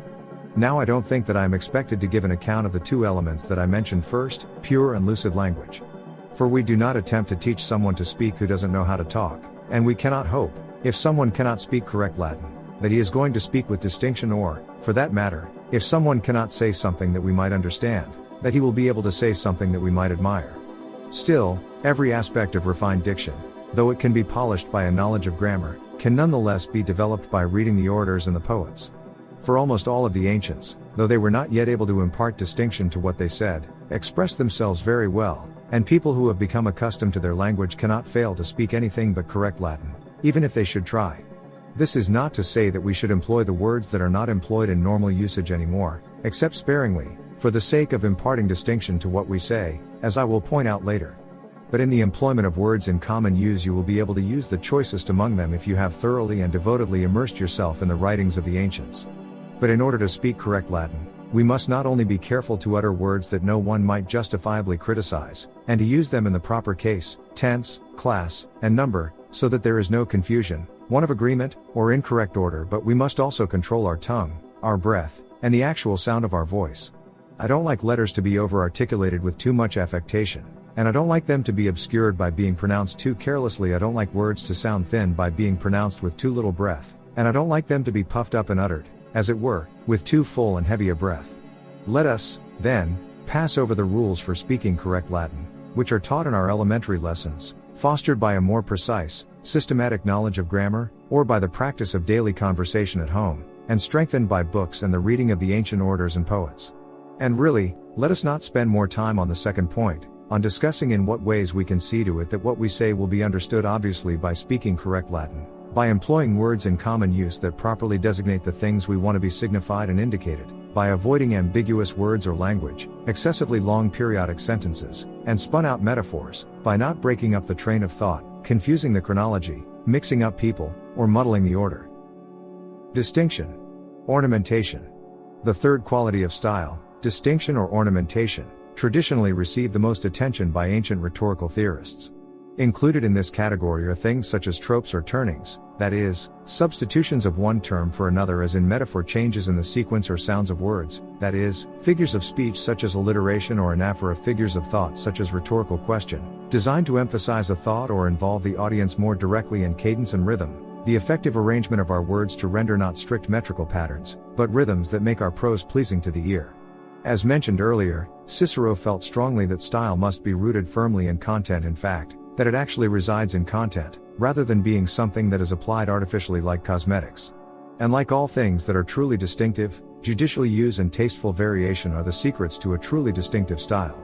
Distinction, then, is imparted to a speech in the first place by its general character and its own particular complexion and vitality, as it were. That it should be weighty, charming, and learned, that it should be well-bred, admirable, and accomplished, and that it should contain as much feeling and emotion as necessary. This is not a matter of the individual limbs, but these qualities are discerned in the body as a whole. That it should, as the next point, be sprinkled, as it were, with flowers of language and thought. This is a quality that must not be spread evenly throughout the entire speech, but must be distributed here and there in the way that decorations and lights are arranged when a public place is adorned. We must, then, choose a general character for our speech that will do most to hold the attention of our audience, and that not only delights them, but does so without causing satiety. It is difficult to say why the very things that most stir our senses with pleasure and rouse them most strongly when we first encounter them are also the quickest to give us feelings of aversion and satiety, and thus to alienate us. How much brighter than old paintings are most of the modern ones, with their beauty and variety of color. Yet, even if they captivate us at first glance, they do not delight us much longer, whereas, on the contrary, our attention is held precisely by the roughness and the fainter colors of ancient paintings. In singing, how much softer and more delicate are the coloratura and falsetto notes than unadorned ones firmly held. Yet, not only people of more austere tastes dislike them, but even the crowd shouts its disapproval if they are heard too often. You can also see this in the other senses. Perfumes with an intense and penetratingly sweet scent do not delight us for so long as the moderately sweet ones, and what seems to have the fragrance of wax receives more praise than what hints of saffron. Even with the sense of touch, there is a limit to softness and smoothness. Yes, even our taste, the sense that is most responsive to pleasure and that is roused by sweetness more than the other senses, how quickly does it spurn and reject what is intensely sweet? Surely nobody can take sweet food or drink for too long? But both food and drink that affect this sense with only light feelings of pleasure quite easily avoid causing feelings of satiety. Since in everything else, then, the greatest pleasure borders on aversion, we need not be too surprised by this phenomenon in the case of speech. Here, our experience with poets as well as orators allows us to conclude that poetry or prose that is elegant, decorated, distinguished, and pretty, but continuously so without new starts or variety, cannot give delight for a very long time, however vivid the colors in which it is painted. In fact, people take offense more quickly at the curls and cosmetics of an orator or poet, for the following reason: satiety of the senses stemming from excessive pleasure is a matter of nature, not of the mind, while in the case of the written and the spoken word, faults of overcoloring are not only recognized through the judgment of the ears, but even more through that of the intellect.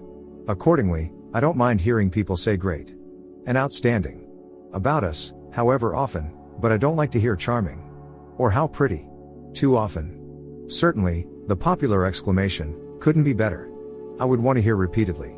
All the same, such admiration during a speech, this highest praise, should have some areas of shade and some recesses, so that what is highlighted can be seen to stand out more prominently. Appropriateness. The fourth quality or virtue of style is appropriateness or propriety, that is, fitting to your speech or argument the most appropriate style for that particular occasion, opponent, or audience. It is, of course, obvious that no single style is fitting for every case or every audience or every person involved or every occasion.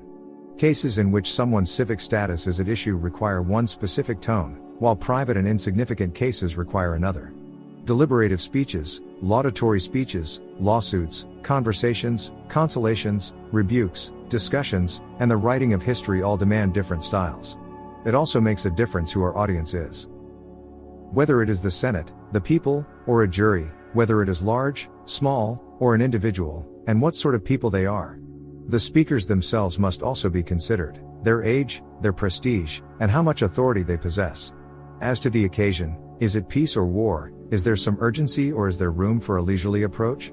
So it seems that there is really no rule that I could give you at this point, except that when choosing a type of speech, a fuller or a more slender one, or indeed the middle type, we should see to it that it is adapted to the problem at hand, and we may in each case employ approximately the same elements for imparting distinction, sometimes more energetically, at other times in a lower key.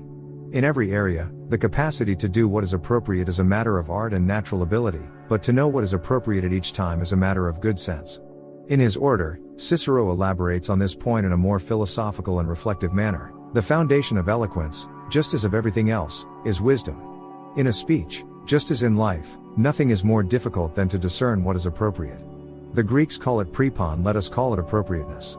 Many brilliant precepts have been handed down about this, and this subject is most worthy of our consideration. Ignorance of what is appropriate causes mistakes not only in life but very often also in poetry and public speaking. Moreover, the speaker must pay attention to appropriateness not only in his thoughts but also even in his words.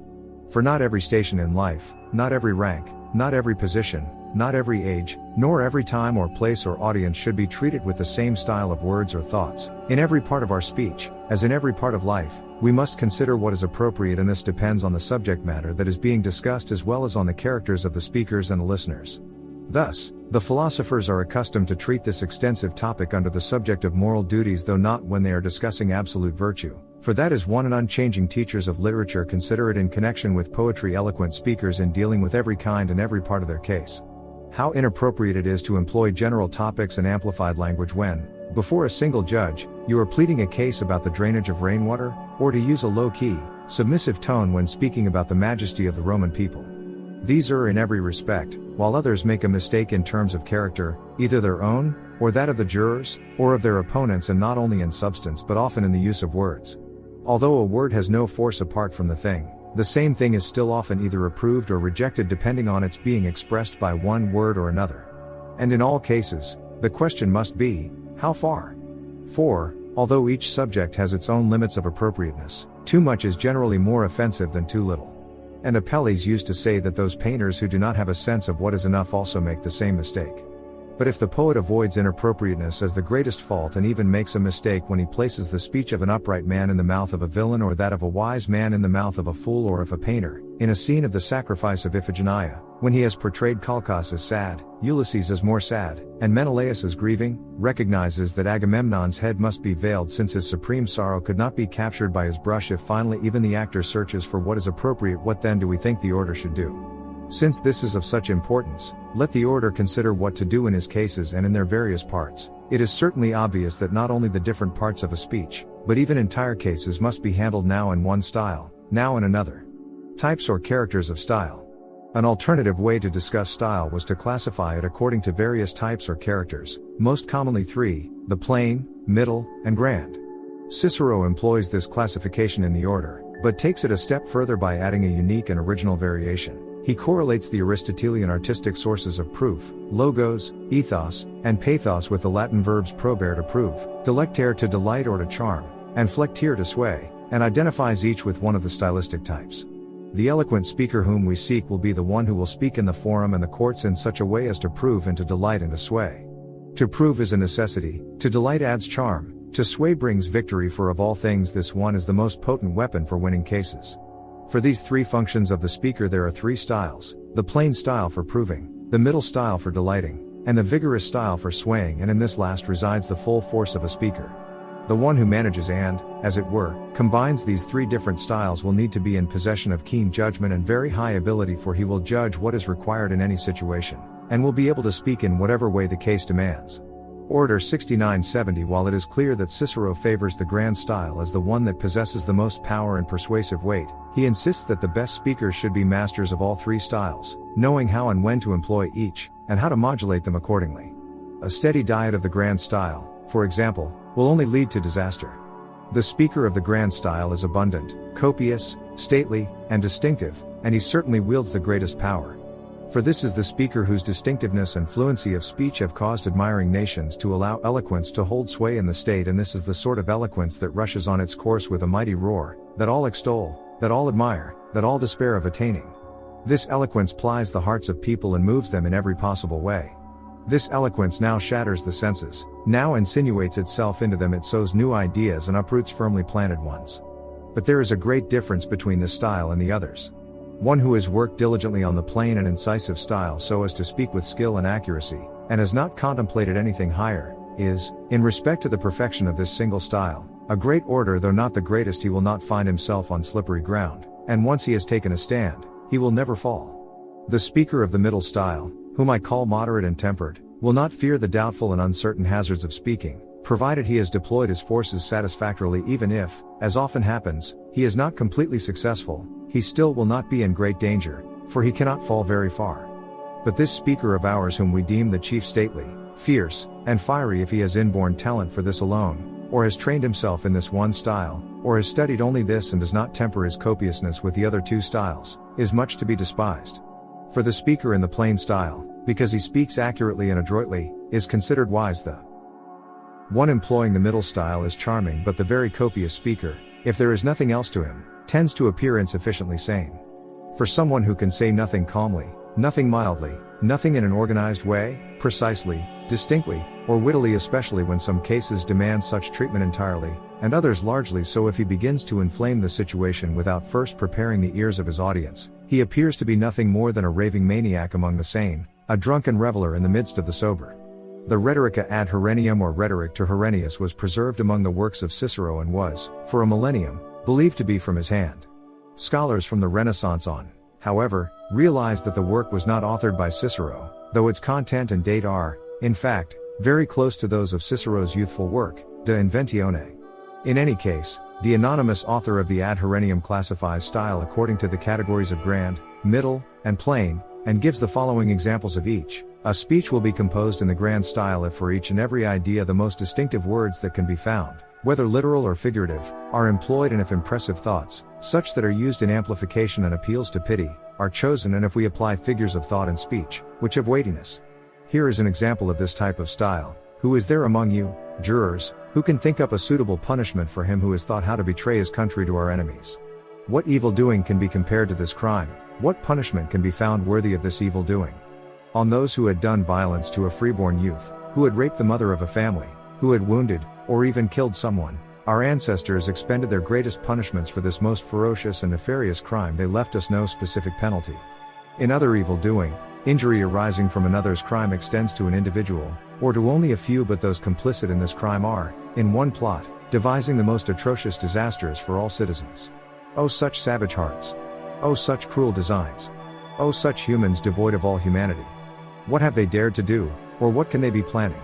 They are planning how our enemies, after tearing up the graves of our ancestors and throwing down our walls, will rush in against our city with shouts of triumph. How, after the temples of the gods have been despoiled, the patriots butchered, others hauled off into slavery, mothers of families and freeborn youth subjected to enemy lust, the city, put to the torch in a most violent conflagration, will fall. They do not think they have accomplished the result they desire, unless they have looked upon the pitiable ashes of our most holy homeland.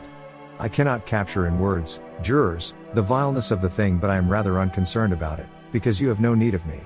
Indeed, your own spirit, full of patriotism for the Republic, indisputably instructs you to cast out this man, who wanted to betray the fortunes of all, headlong from the state, which he wanted to bury under the nefarious domination of the filthiest of enemies.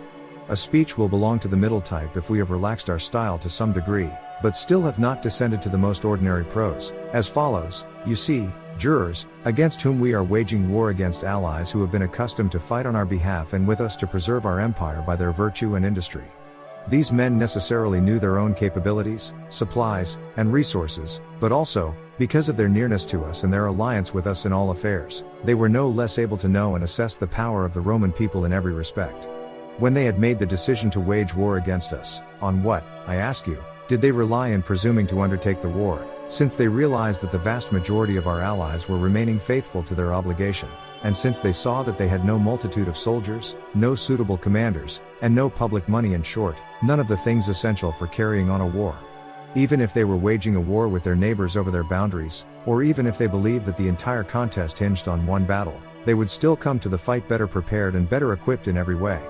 It is even less conceivable that with such a tiny force at hand they would attempt to transfer to themselves sovereignty over the whole world, a sovereignty to which all nations, kings, and races have submitted, in part through force, in part through their own will, when conquered either by the arms or the generosity of the Roman people.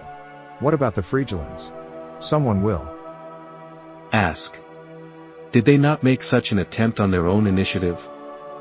Indeed, they did, but these allies would make such an attempt less readily because they saw how things turned out for the Frigilans. For those without experience in things, who are unable to find precedents for every circumstance in events that have transpired previously, are through imprudence very easily led into error, but those who know what has happened to others can, from events that have affected these others, easily provide for their own affairs. Have they, therefore, taken up arms, induced by no motive or relying on no hope? Who could believe this, that anyone had been seized by so much insanity as to dare, relying on no forces, to assail the sovereignty of the Roman people? Some motive, therefore, must have necessarily existed, and what else can it be but what I claim? The following will serve as an example of the plain style, which is lowered to the level of everyday speech. Our friend here happened to enter the baths, and after he washed, started to be rubbed down. Next, when he decided to get into the tub, this guy turns up out of nowhere. "Hey there, young fellow, your slaves just now gave me a pummeling, and you better make good on it." The young man blushed, for at his age he was not used to being called out by name by a total stranger. This guy began to repeat the same thing, but more loudly, and to add other things. The youth was barely able to reply, "Okay, let me look into it." But then this creep cries out in that tone of his that would easily cause anyone to blush, so pert and harsh, such as you would hear, if you ask me, not even in the neighborhood of the sundial, but backstage and in other such places. The youth was upset, and no wonder, seeing that up till now his young ears were used to scoldings by his tutor, not wranglings of this sort. For where would our young man have seen such a stooge, who had forgotten how to blush and who thought that he had nothing left to lose from his good name, so that he could do anything at all without detriment to his reputation? The types of style, therefore, can be understood from the examples themselves. For one arrangement of words is of the plain style, another belongs to the grand, and another to the middle. In his Orator, Cicero offers 3 of his own speeches as examples of the plain, middle, and grand style. My defense on behalf of Caecina pro Caecina concerned itself entirely with the words of the praetor's provisional order. We explained complicated matters through the process of definition, praised the civil law, and drew distinctions between ambiguous terms. In the Manilian law pro leg Manilia, glorification of Pompey was the goal. We set forth that glorification richly with a speech in the middle style. My defense of Rabirius was involved with all aspects of the principle of upholding the dignity of the state. In this speech, therefore, we blazed forth in every manner of rhetorical amplification. In the following extract from his speech on behalf of Caecina, Cicero employs the plain style as he endeavors to demonstrate the inadequacy of words in describing complicated or subtle legal concepts. The spirit of the law must take precedence over its letter. What statute, what senatorial decree, what edict of magistrates, what treaty or agreement, or to return to private concerns, what will, what judgments or covenants or pacts or formal agreements cannot be invalidated and torn apart, if we are willing to reduce their meaning to mere words, while abandoning the design, the intention, and the authority of those who wrote them? Believe me, our familiar everyday speech will lack all coherence if we set traps with words for one another. Cannot each and every one of you come up with some example, in one connection or another, that bears witness to the contention that right does not depend on words, but that words are in the service of people's designs and intentions? Shortly before I became active in the Forum, Lucius Crassus, by far the most eloquent of men, defended this opinion amply, distinctively, and indisputably, and although that very wise man Quintus Mucius Scaevola was speaking on the other side of the case, Crassus proved to everyone that Manius Curius, who had been named heir, in the event of the death of a posthumous son, was entitled to be named heir although the son was not dead, since, in fact, a son had never been born. Well, did the wording of the will provide sufficiently for such a situation? Not in the least. Then what was the deciding factor? Intention. For if our intentions were able to be understood while we remained silent, we would not use words at all, but because this is not possible, words have been invented, not to conceal but to reveal intention. By statute, 2 years' possession determines property in land, but we employ the same principle in dealing with buildings, which are not specifically named in the statute. By statute, if a road is impassable, a person can drive his beast of burden by any road he chooses, relying merely on the wording. This could be taken to mean that if a road in Bruttium is impassable, a person may, if he chooses, drive his beast of burden through Marcus Scaurus's estate at Tusculum. A form of action can be brought against a vendor, if present in court, beginning with these words, "Since I see you in court."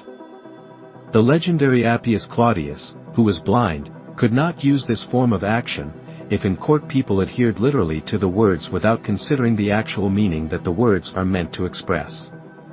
If, in a will, Cornelius the minor had been named the heir, and Cornelius were now 20 years old, he would lose his inheritance according to your interpretation. In 66 BC, the year of Cicero's praetorship, Gaius Manilius, one of the tribunes, proposed a law granting the general Pompey supreme command over the province of Asia, that is, Asia Minor, and in the war against Mithridates, king of Pontus. Cicero spoke in favor of the law, and he later cites this speech as a prime example of the middle style. His task, as he says, was to praise the character and ability of the general, a sample of which we see in the following passage. Come, now, consider the moderation that characterizes Pompey in other situations. On what do you think he has founded that great quickness of his and that incredible speed of movement? For it was not the extraordinary power of his oarsmen, nor some unheard of skill in navigating, nor some strange winds that brought him so quickly to the remotest of lands. Rather, it was the fact that the things accustomed to delay others did not slow him down. Greed did not lure him from his appointed course to some sort of plunder, nor lust to some desire, nor pleasant prospect to some delight, nor the fame of some city to its investigation, nor labor itself to the opportunity for rest. Finally, as to the statues and paintings and other adornments of Greek towns that the majority of generals think should be carried off, Pompey judged that he should not even view them. Now, for these reasons, all people in those places look upon Gnaeus Pompeius as someone not sent from this city, but as one come down from heaven. Now at last they are beginning to believe that there were once Romans who were characterized by this sort of self-control, something that already seemed incredible to foreign nations, and merely attributable to a mistaken memory. Now the splendor of your empire has begun to shed its light on those peoples. Now they understand that it was not without cause that their ancestors in those days, when we had magistrates of similar moderation, preferred to serve Rome rather than to rule others. Now, indeed, access to him by ordinary people is said to be so easy, the lodging of complaints over wrongs committed by others so open, that he who excels princes in terms of dignity seems to be equal to the lowliest in terms of accessibility. Now, how powerful he is in council, how powerful he is in the weight and eloquence of his oratory, which in itself is indicative of the dignity that is appropriate to a general. You have often, fellow citizens, had the opportunity to recognize in this very place. And his trustworthiness, how greatly do you think this is esteemed by our allies, when every enemy of every race has judged it absolutely unimpeachable? Now, he is marked by such humanity that it would be difficult to say whether warring enemies feared his valor more than the vanquished esteemed his clemency. Indeed, will anyone doubt that the conduct of such a great war should be entrusted to this man, who seems by some sort of divine design to have been born to bring all the wars within our memory to a conclusion? In 63 BC, the year of Cicero's consulship, an aged senator, Gaius Rabirius, was indicted on a charge of high treason for actions that allegedly occurred some 36 years earlier. The charge was actually aimed at debilitating the authority of the Senate and consuls, and Cicero, now himself a consul and a staunch supporter of senatorial authority, speaks in Rabirius's defense.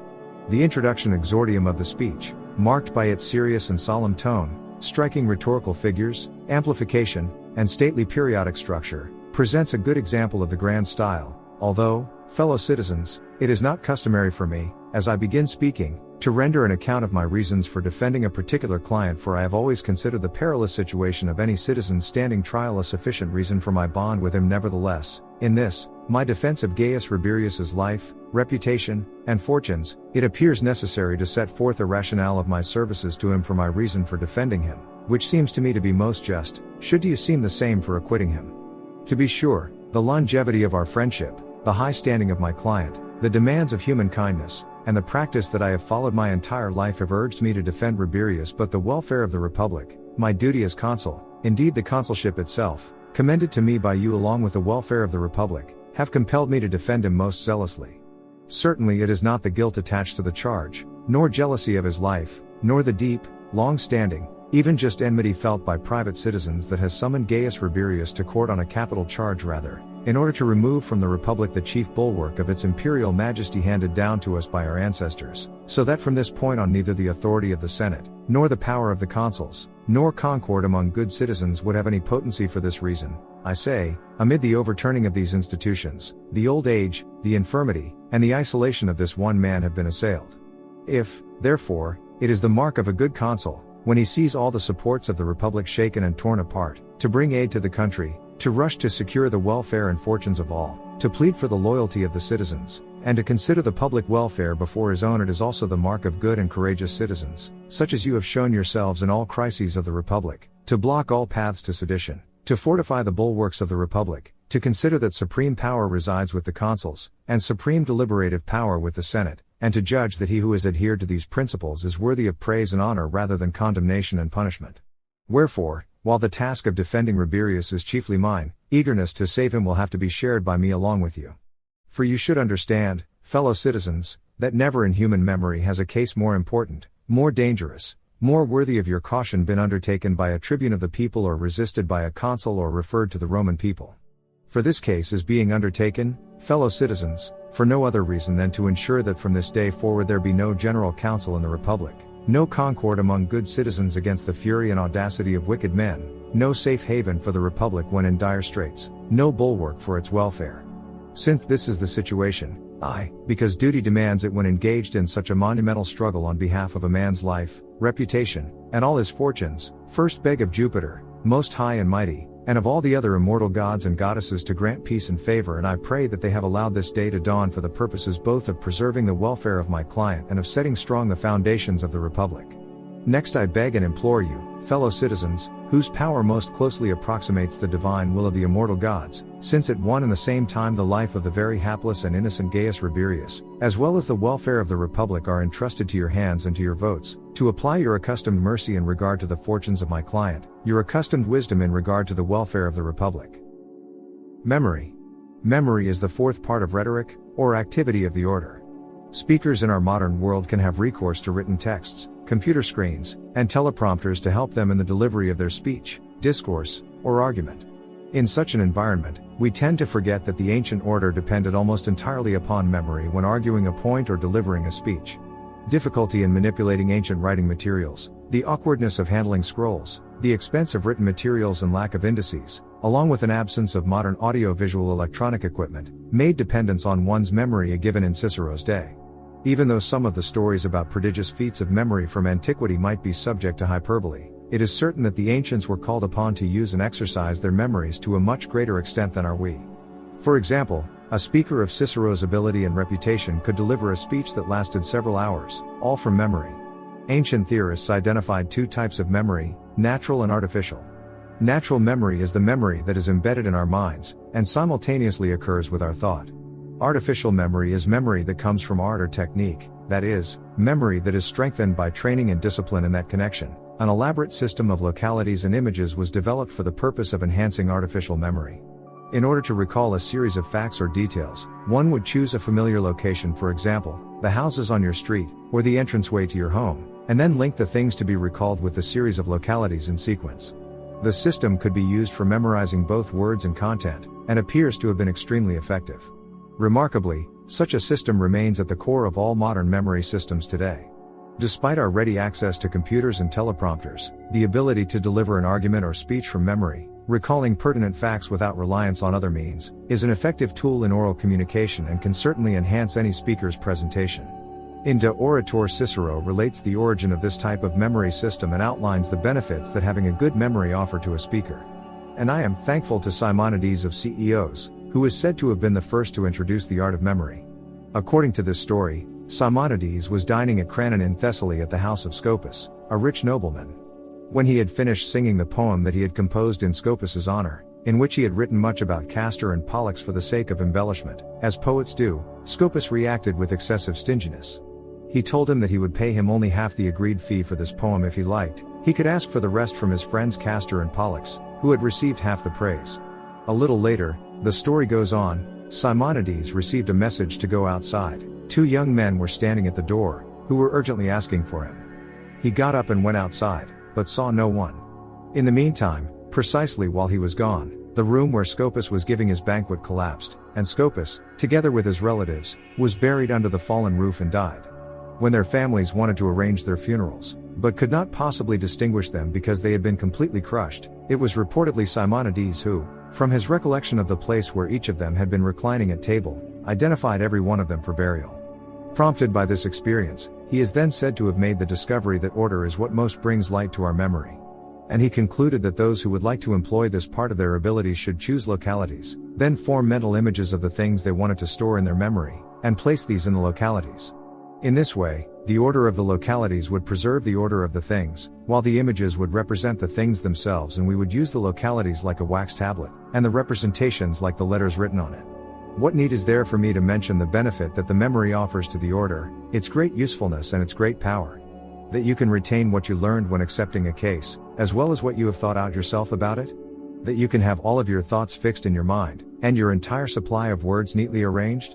That you can listen in such a way to your client who instructs you about the case, or to your opponent whom you will have to answer, that what they say is not just poured into your ears, but seems inscribed into your mind. Accordingly, only those with a powerful memory know what they are going to say, how far they will pursue it, how they will say it, which points they have already answered and which still remain. Such people also remember much of the material they have used in the past in other cases, and much that they have heard others use. Now I do acknowledge that nature is the chief source of this asset, as it is of everything that I have been talking about before. But it is true of the whole art of speaking, that its function is not to produce or create from scratch what is nowhere present in our own natural abilities, but to rear and develop what has already been born and created within us. Yet, there is barely anyone whose memory is so keen that he can retain the order of all words and thoughts without arranging his material and representing it by symbols, nor anyone, really, whose memory is so dull that practicing this system on a regular basis will not help him at all. Indeed, as Simonides wisely observed, or whoever it was who discovered this, the things best pictured by our minds are those that have been conveyed and imprinted on them by one of the senses. Now the keenest of all our senses is the sense of sight. Therefore, things perceived by our hearing or during our thought processes can be most easily grasped by the mind if they are also conveyed to our minds through the mediation of the eyes. In this way, as he saw, invisible objects that are inaccessible to the judgment of sight are represented by a kind of figure, an image, a shape, so that things we can scarcely take hold of by thinking may be grasped, so to speak, by looking at them. But these concrete forms, just like everything that falls under the faculty of sight, must be located somewhere, for a concrete object without a locality is inconceivable.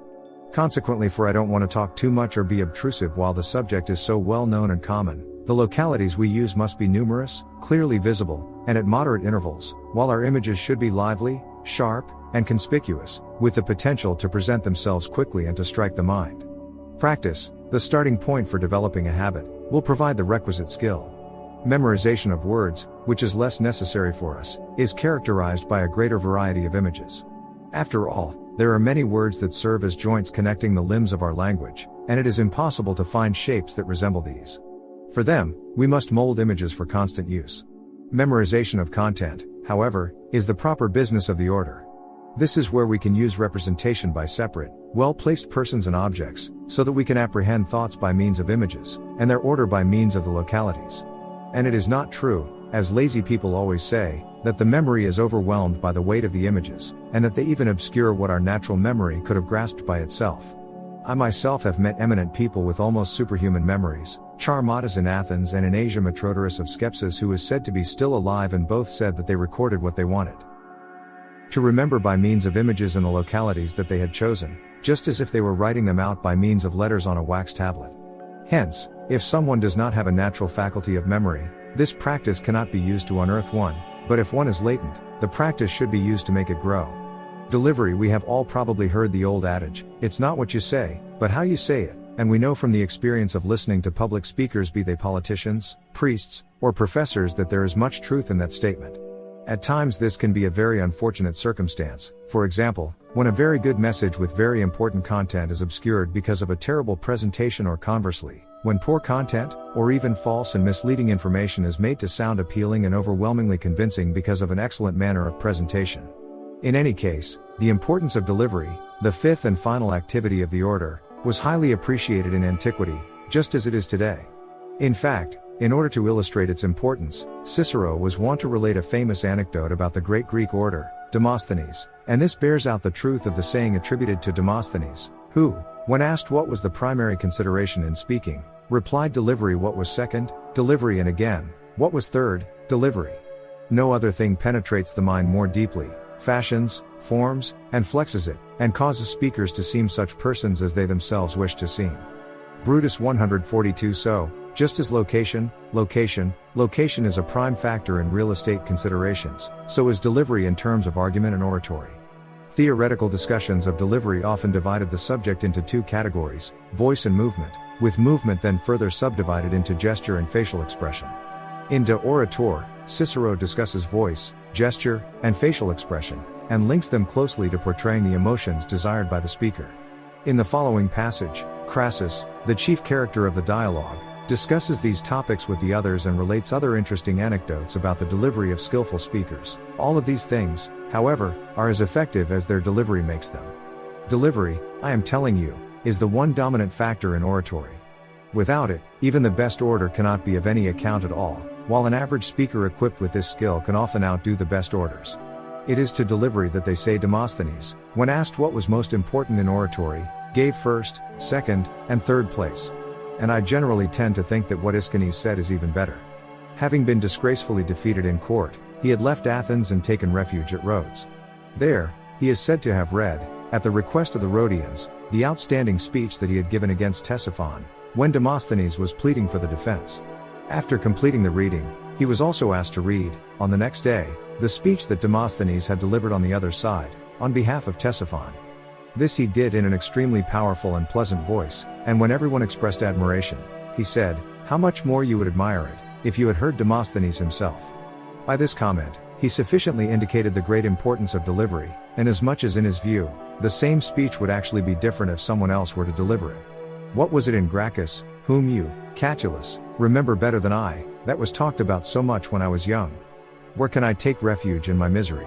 Where can I turn? To the Capitol? But that is overflowing with my brother's blood. To home? So that I can see my mother in misery, grief-stricken and downcast? People generally agreed that, when delivering these words, he used his eyes, voice, and gestures to such effect that even his enemies could not contain their tears. I am talking about this in some detail because the orators, who act in real life, have abandoned this entire field, while the actors, who are only imitators of reality, have appropriated it. And no doubt, in everything reality has the advantage over imitation. Yet if reality by itself were sufficiently effective in delivery, we would have no need for any art at all. But emotions, which must especially be expressed or imitated through delivery, are often so confused that they are obscured and almost smothered. So we must get rid of what obscures them and embrace their most prominent and most clearly visible features. For by nature, every emotion has its own facial expression, tone of voice, and gesture. The entire body of a human being, all the facial expressions and all the utterances of the voice, like the strings on a lyre, sound exactly in the way they are struck by each emotion. The voice is stretched taut like the strings of an instrument, to respond to each and every touch, to sound high, low, fast, slow, loud, and soft. And apart from each of these extremes, there is also, in each category, a middle between the extremes. Moreover, from these kinds of sounds are also derived others, smooth and rough, restrained and wide-ranging, sustained and staccato, hoarse and cracked, and with crescendo and diminuendo and a changing of pitch. The employment of each of these kinds falls under the regulation of art. They are at our disposal to be varied at will in delivery, just as colors are in painting. Anger requires the use of one kind of voice, high and sharp, excited, breaking off repeatedly. Fear again has another kind of voice, subdued, hesitating, and downcast. Energy has yet another kind, intense, vehement, threatening, and with an earnest sort of excitement. Happiness needs another tone, unrestrained and tender, cheerful and relaxed. All of these emotions ought to be accompanied by gestures, not those used in the manner of the stage, which depict the individual words, but gestures that indicate the content and the ideas as a whole, not by imitating them, but by signifying them. For this, one needs the vigorous and manly attitude of the body derived not from stage actors, but from those who fight with weapons or in the palestra. The hands should not be too expressive, accompanying rather than depicting the words with the fingers. The arms should extend forward a bit, as if our speech were employing it as a weapon. And you should stamp your foot at the beginning or at the end of energetic passages. But everything depends on the face, and this, in turn, is entirely dominated by the eyes. So the older generation was quite right to praise not even Roscius overmuch when he acted wearing a mask. For delivery is wholly a matter of the soul, and the face is an image of the soul, while the eyes reflect it. The face is the only part of the body that can produce as many varying signs as there are feelings in the soul, and there is surely no one who could produce these same effects with his eyes closed. Theophrastus actually says that a certain Turiscus was fond of calling someone who fixed his eyes on some object while delivering his speech an actor with his back turned. Consequently, it is quite important to regulate the expression of the eyes. We should not alter the appearance of the face itself too much, so as to avoid distorting it or acting like a fool. It is the eyes that should be used to signify our feelings in a way suited to the actual type of our speech, by an intense or relaxed, or a fixed or cheerful look. Delivery is, so to speak, the language of the body, which makes it all the more essential that it should correspond to what we intend to say, and nature has actually given us eyes, as it has given the horse and the lion their manes, tails, and ears, for indicating our feelings. So the most effective element in our delivery, next to the voice, is the expression on our face, and this is controlled by our eyes. Now all the elements of delivery possess a certain force that has been bestowed by nature. That is why delivery strongly affects even the inexperienced, the common crowd, and also foreigners. After all, words affect only those who are joined to the speaker by the bond of a shared language, and clever thoughts often escape the understanding of people who are not so clever. But delivery, which displays the feelings of the soul, affects everyone, because everyone's soul is stirred by the same feelings, and it is through the same signs that people recognize them in others and reveal them in themselves. When we look at effectiveness and excellence in delivery, the voice undoubtedly plays the most important part. In the first place, a good voice is a desirable thing to have, but in the second place, whatever sort of voice we do have, it is something that ought to be protected. In this connection, the question of how to care for our voice is not really pertinent to the kind of instruction I am giving now, though I do believe that we should take good care of it. But the observation that I made a little while ago seems not at all irrelevant to my task in this conversation, namely that in the majority of things, what is most useful is somehow also what is most appropriate. In order to preserve the voice, nothing is more useful than frequent modulation, while nothing is more harmful than unrestrained, uninterrupted exertion. And indeed, what is more suitable for our ears and for a pleasing delivery than alternation, variety, and change? Actually, the Gracchus whom I mentioned earlier acted accordingly. When he was addressing a public meeting, he always had someone standing inconspicuously behind him with a little ivory flute, a skillful man who would sound a quick note that would either rouse him when his voice had dropped, or call him back when he was speaking in a strained voice. There is a middle range in every voice, though this is different in every individual case. Raising the voice gradually from this level is useful as well as pleasing, since shouting right from the start is a coarse thing to do, and this gradual approach is at the same time salutary, as it will strengthen the voice. Moreover, there is a certain limit to raising the voice which is still below the level of shouting at the highest pitch. Beyond this, the flute will not allow you to go, while it will also call you back when you are actually reaching this limit. Likewise, at the other end of the scale, when you are dropping your voice, there is also a lowest sound, and this you reach step by step, descending from pitch to pitch. By this variation, and by thus running through all the pitches, the voice will both preserve itself and make the delivery pleasing. And while you will leave the man with his flute at home, you will bring with you to the forum a feeling for these things, derived from practice. The value of imitating good models of speaking. In antiquity as today, the imitation of good models was considered an effective means of education. In fact, in Cicero's day it was common for a young man to enter into a sort of apprenticeship, called the tirocinium fori, during which he would be attached to a prominent citizen or statesman in order to observe his activity in the forum and in the courts. It was also important to choose good models in public speaking, and to imitate their strengths, while disregarding their weaknesses. Antonius, the other chief character in De Orator, expounds on the use of good models of effective persuasion, as he gives advice to his young protégés, Catullus and Sulpicius, on this matter. Well, Catullus, let me take our friend Sulpicius here as my starting point. I first heard him in a minor case, when he was quite young. His voice, his appearance, his bodily movements, and all his other qualities were well suited for the task that we are considering. His manner of speaking, however, was quick and impetuous, a mark of his talent. His words were boiling over with excitement and were a little too exuberant, a mark of his youth. I did not think this contemptible. I like to see fertility in a young man. For, as with vines, it is easier to check what has grown too abundantly than to produce new shoots by cultivation if the stock is weak. Likewise, in a young man, I want to have something to prune away. For in a growth that has reached maturity too quickly, vitality cannot be long-lived. I immediately recognized his talent, and without losing any time, I encouraged him to take the forum as the school where he could learn, and to choose the teacher he preferred. But if he listened to my advice, it should be Lucius Crassus. The fellow jumped at my suggestion and assured me that this was what he was going to do, also adding, out of courtesy no doubt, that I too would be his teacher. Scarcely a year had passed from the time of the conversation in which I gave him this encouragement when he prosecuted Gaius Norbanus and I defended him. The difference that I noticed between the Sulpicius of that occasion and the one that I had seen the year before was incredible. It is absolutely true that his own natural abilities were leading him to that magnificent and splendid manner of Crassus. This would not, however, have enabled him to achieve sufficient results, had he not aimed at this same goal by energetically imitating Crassus and developed the habit of speaking with all his thoughts and attention focused on him. This, then, must be the first rule I give to the prospective orator. I will show him whom he should imitate. The next thing, to be joined to this, is practice, through which he must imitate and thus carefully reproduce his chosen model, but not in the way I have known many imitators to do. For people often direct their imitation to features that are easily copied, or even to all but faulty ones that happen to be conspicuous. Nothing is easier than to imitate the way someone dresses or stands or moves.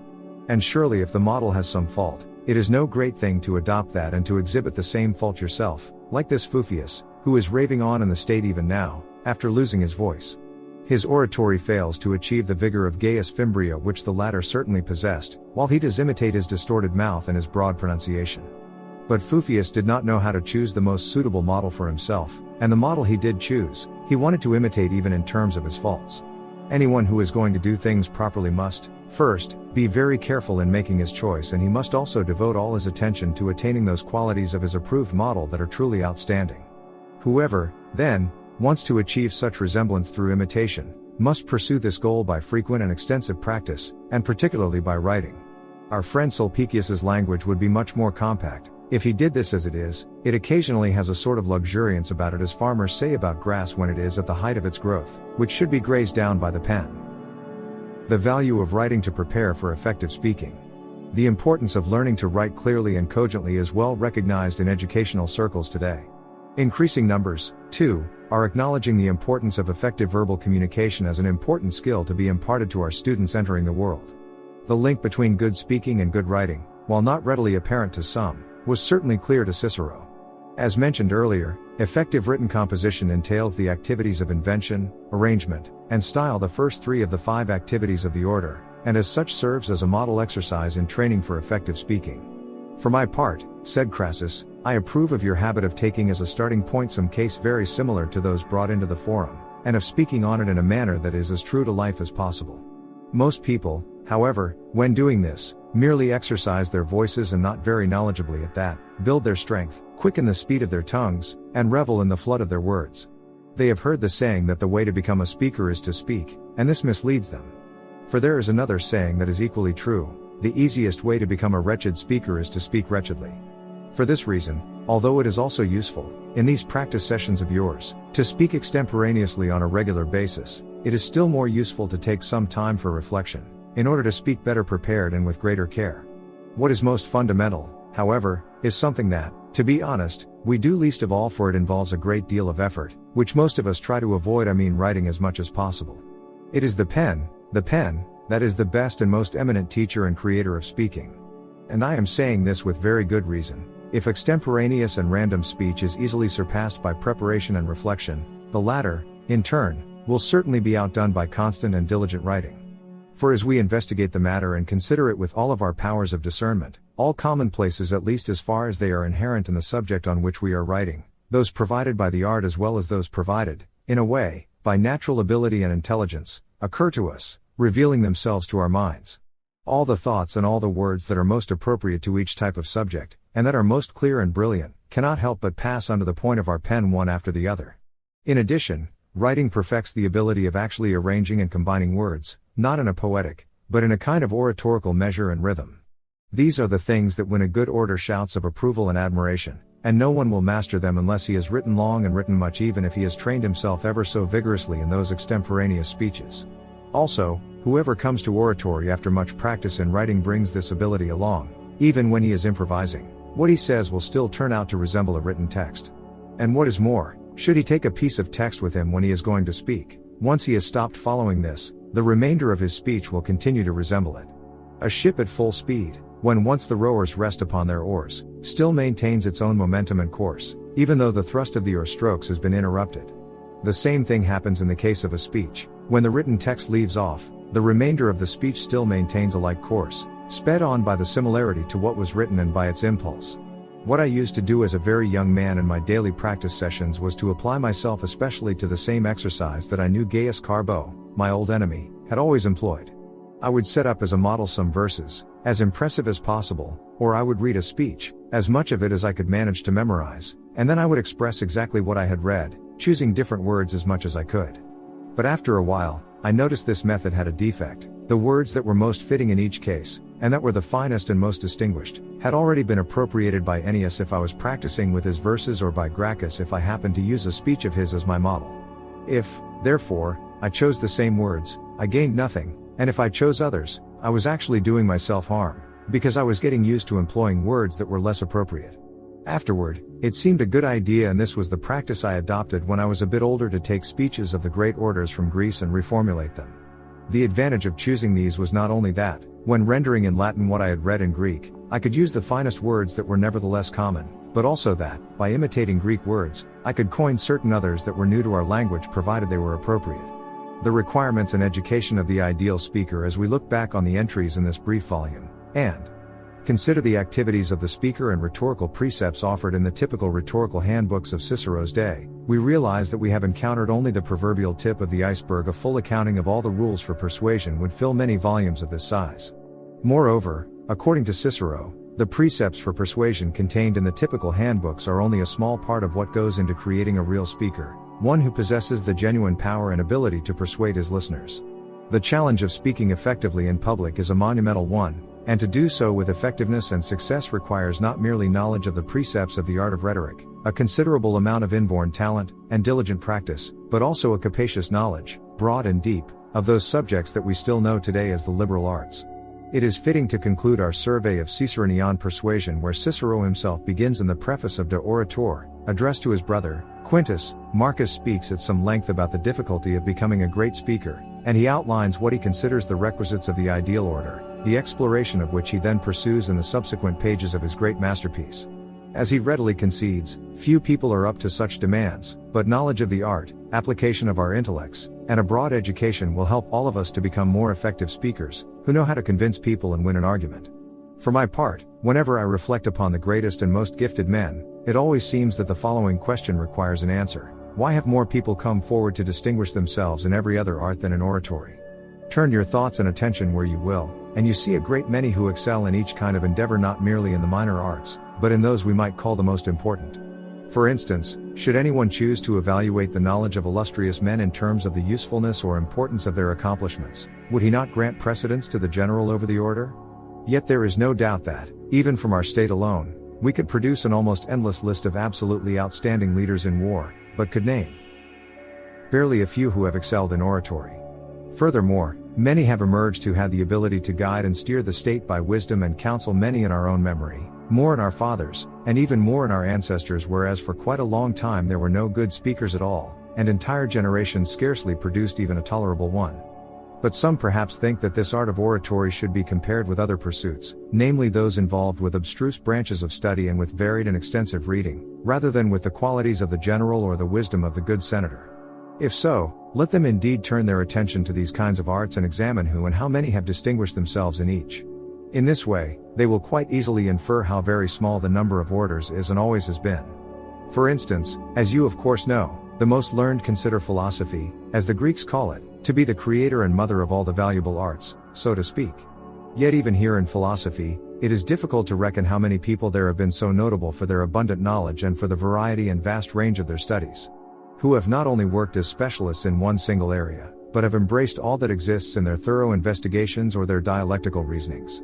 We all know how obscure the subjects handled by the so-called mathematicians are, and how abstruse, complex, and exact is the art with which they deal.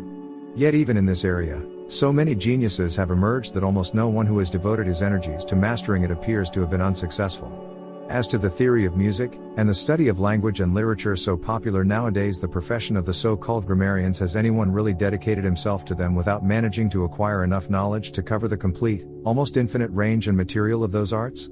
I think I am justified in saying that, of all those who have been involved in the pursuit and study of the truly noble arts, the smallest contingent to emerge has been that of outstanding poets and speakers.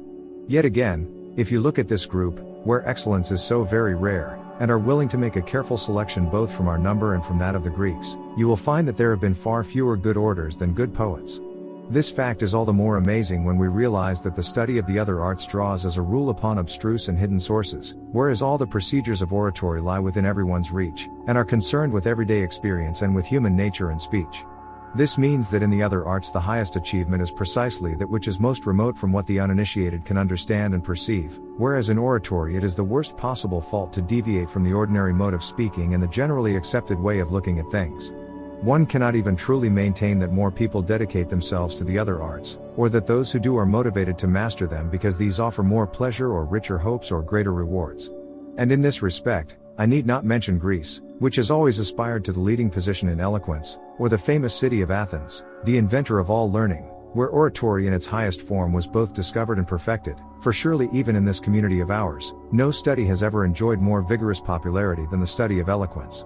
Once we had established our authority over all nations and a stable peace had provided us with leisure, almost every ambitious young man thought he should devote himself to oratory with all the energy he had. At first, it is true, they accomplished only as much as their own natural ability and reflection allowed, for they were unaware of any theory, and assumed there was no definite method of practicing or any rule of art whatsoever. But once they had heard Greek orators, had come to know Greek writings on the subject, and had called in teachers, our people were fired with a really incredible zeal for learning all these things. They were urged on by the scope, variety, and frequency of cases of every type, so that the theoretical knowledge that each had acquired by his own study was supplemented by constant practice, which was more effective than the precepts of all teachers. In addition, there were laid before them, just as there are now, the greatest rewards for this pursuit, in terms of influence, power, and prestige. Moreover, there are many indications that the natural ability of our people was far superior to that of all others, from every other nation. Considering all this, who would not rightly be amazed that, in the entire history of generations, of ages, and of communities, such a slight number of orators is to be found? The truth of the matter is, however, that this faculty is something greater, and is a combination of more arts and pursuits, than is generally supposed.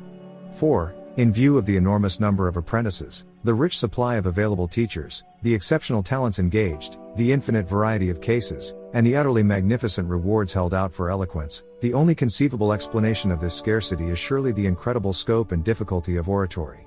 To begin with, one must acquire knowledge of a very great number of things, for without this a ready flow of words is empty and ridiculous. The language itself has to be shaped, not only by the choice of words but by their arrangement as well. Also required is a thorough acquaintance with all the emotions with which nature has endowed the human race, because in soothing or in exciting the feelings of the audience the full force of oratory and all its available means must be brought into play.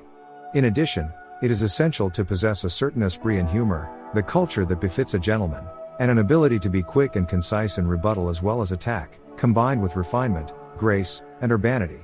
Moreover, one must know the whole past with its storehouse of examples and precedents, nor should one fail to master statutes and the civil law. Surely I don't need to add anything about delivery?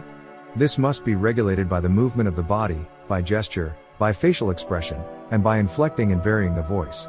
Just how much effort this requires, even by itself, is indicated by the trivial art of actors on the stage. For although every one of them strives to regulate his facial expression, voice, and movement, we all know how really few actors there are, and have been, whom we can watch without irritation. What shall I say about that universal treasure house, the memory? It is clear that unless this faculty is applied as a guard over the ideas and words that we have devised and thought out for our speech, all the qualities of the orator, however brilliant, will go to waste. Let us stop wondering, then, why there are so few eloquent speakers, seeing that eloquence depends on the combination of all these accomplishments, any one of which alone would be a tremendous task to perfect. Let us rather encourage our children, and all others whose fame and reputation are dear to us, to appreciate fully its enormous scope. They should not rely on the precepts or the teachers or the methods of practice in general use, but be confident that they can achieve their goals by means that are of a quite different order. It is at least my opinion that it will be impossible for anyone to be an orator endowed with all praiseworthy qualities, unless he has gained a knowledge of all important subjects and arts. For it is certainly from knowledge that a speech should blossom and acquire fullness. Unless the orator has firmly grasped the underlying subject matter, his speech will remain an utterly empty, yes, almost childish verbal exercise. A Ciceronian cheat sheet for effective speaking. 1. Nature, art, and practice, practice, practice. These are the three requisites for becoming an effective speaker. The good speaker must possess certain qualities bestowed by nature, for example, a pleasant voice and the ability to project it. Knowledge of the systematic body of rhetorical precepts, that is, Mastery of the art of rhetoric is likewise essential. Finally, one's natural gifts and knowledge of the rules must be polished and enhanced by diligent and purposeful practice. 2. Eloquence is a powerful weapon. The human capacity for thought and the ability to express that thought through persuasive speech are, according to Cicero, what separate humans from all other creatures. When channeled correctly and informed by good thinking, eloquent speech is the most powerful weapon for effecting good in society. The most gifted speakers should always keep in mind the power that their speech wields over others, and use it for the betterment of their communities. 3. Identify, arrange, memorize. When setting out to construct an argument or a speech, one should first identify the point at issue and discover appropriate material for proving it next, arrange that material effectively and strategically apply a fitting style, then if necessary commit it to memory, and finally, employ appropriate ways to deliver the argument. These are the so-called activities of a speaker, outlining the tasks and the order in which to construct an effective speech. The first three activities can also be employed effectively in written composition. 4. Not by logic alone. Persuasion involves more than simply arguing logically. The speaker has available three sources of persuasion: rational argumentation, proof based on character, and emotional appeal. Aristotle identified these sources of proof or persuasion, and Cicero recommends using all of them to teach, to delight, and to move our audience. One can argue using the tools of logic, for example, deductive and inductive reasoning as illustrated by the syllogism and example, or rely on proof based in the portrayal of one's character, or persuade by appealing to the emotions. There are times and places for each, and the skillful speaker will know when and where to engage these various modes of proof. 5. Know your audience.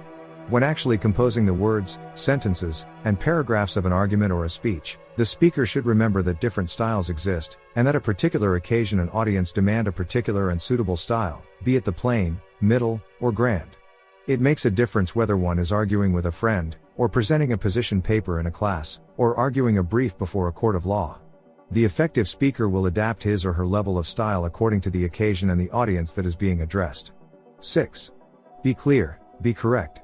Regardless of the particular style adopted, speakers will assiduously apply the virtues, or qualities of style, to their speech or argument: correctness, clarity, distinction, and appropriateness. No matter the stylistic level at which an argument is pitched, the speaker must ensure that the language employed is correct in its syntax and grammar, that it is expressed in the clearest possible way, that it is made distinctive by the use of figures of thought and speech, and that it is entirely appropriate to the time, occasion, and audience. 7. Delivery matters. Sometimes it's not what you say, but how you say it.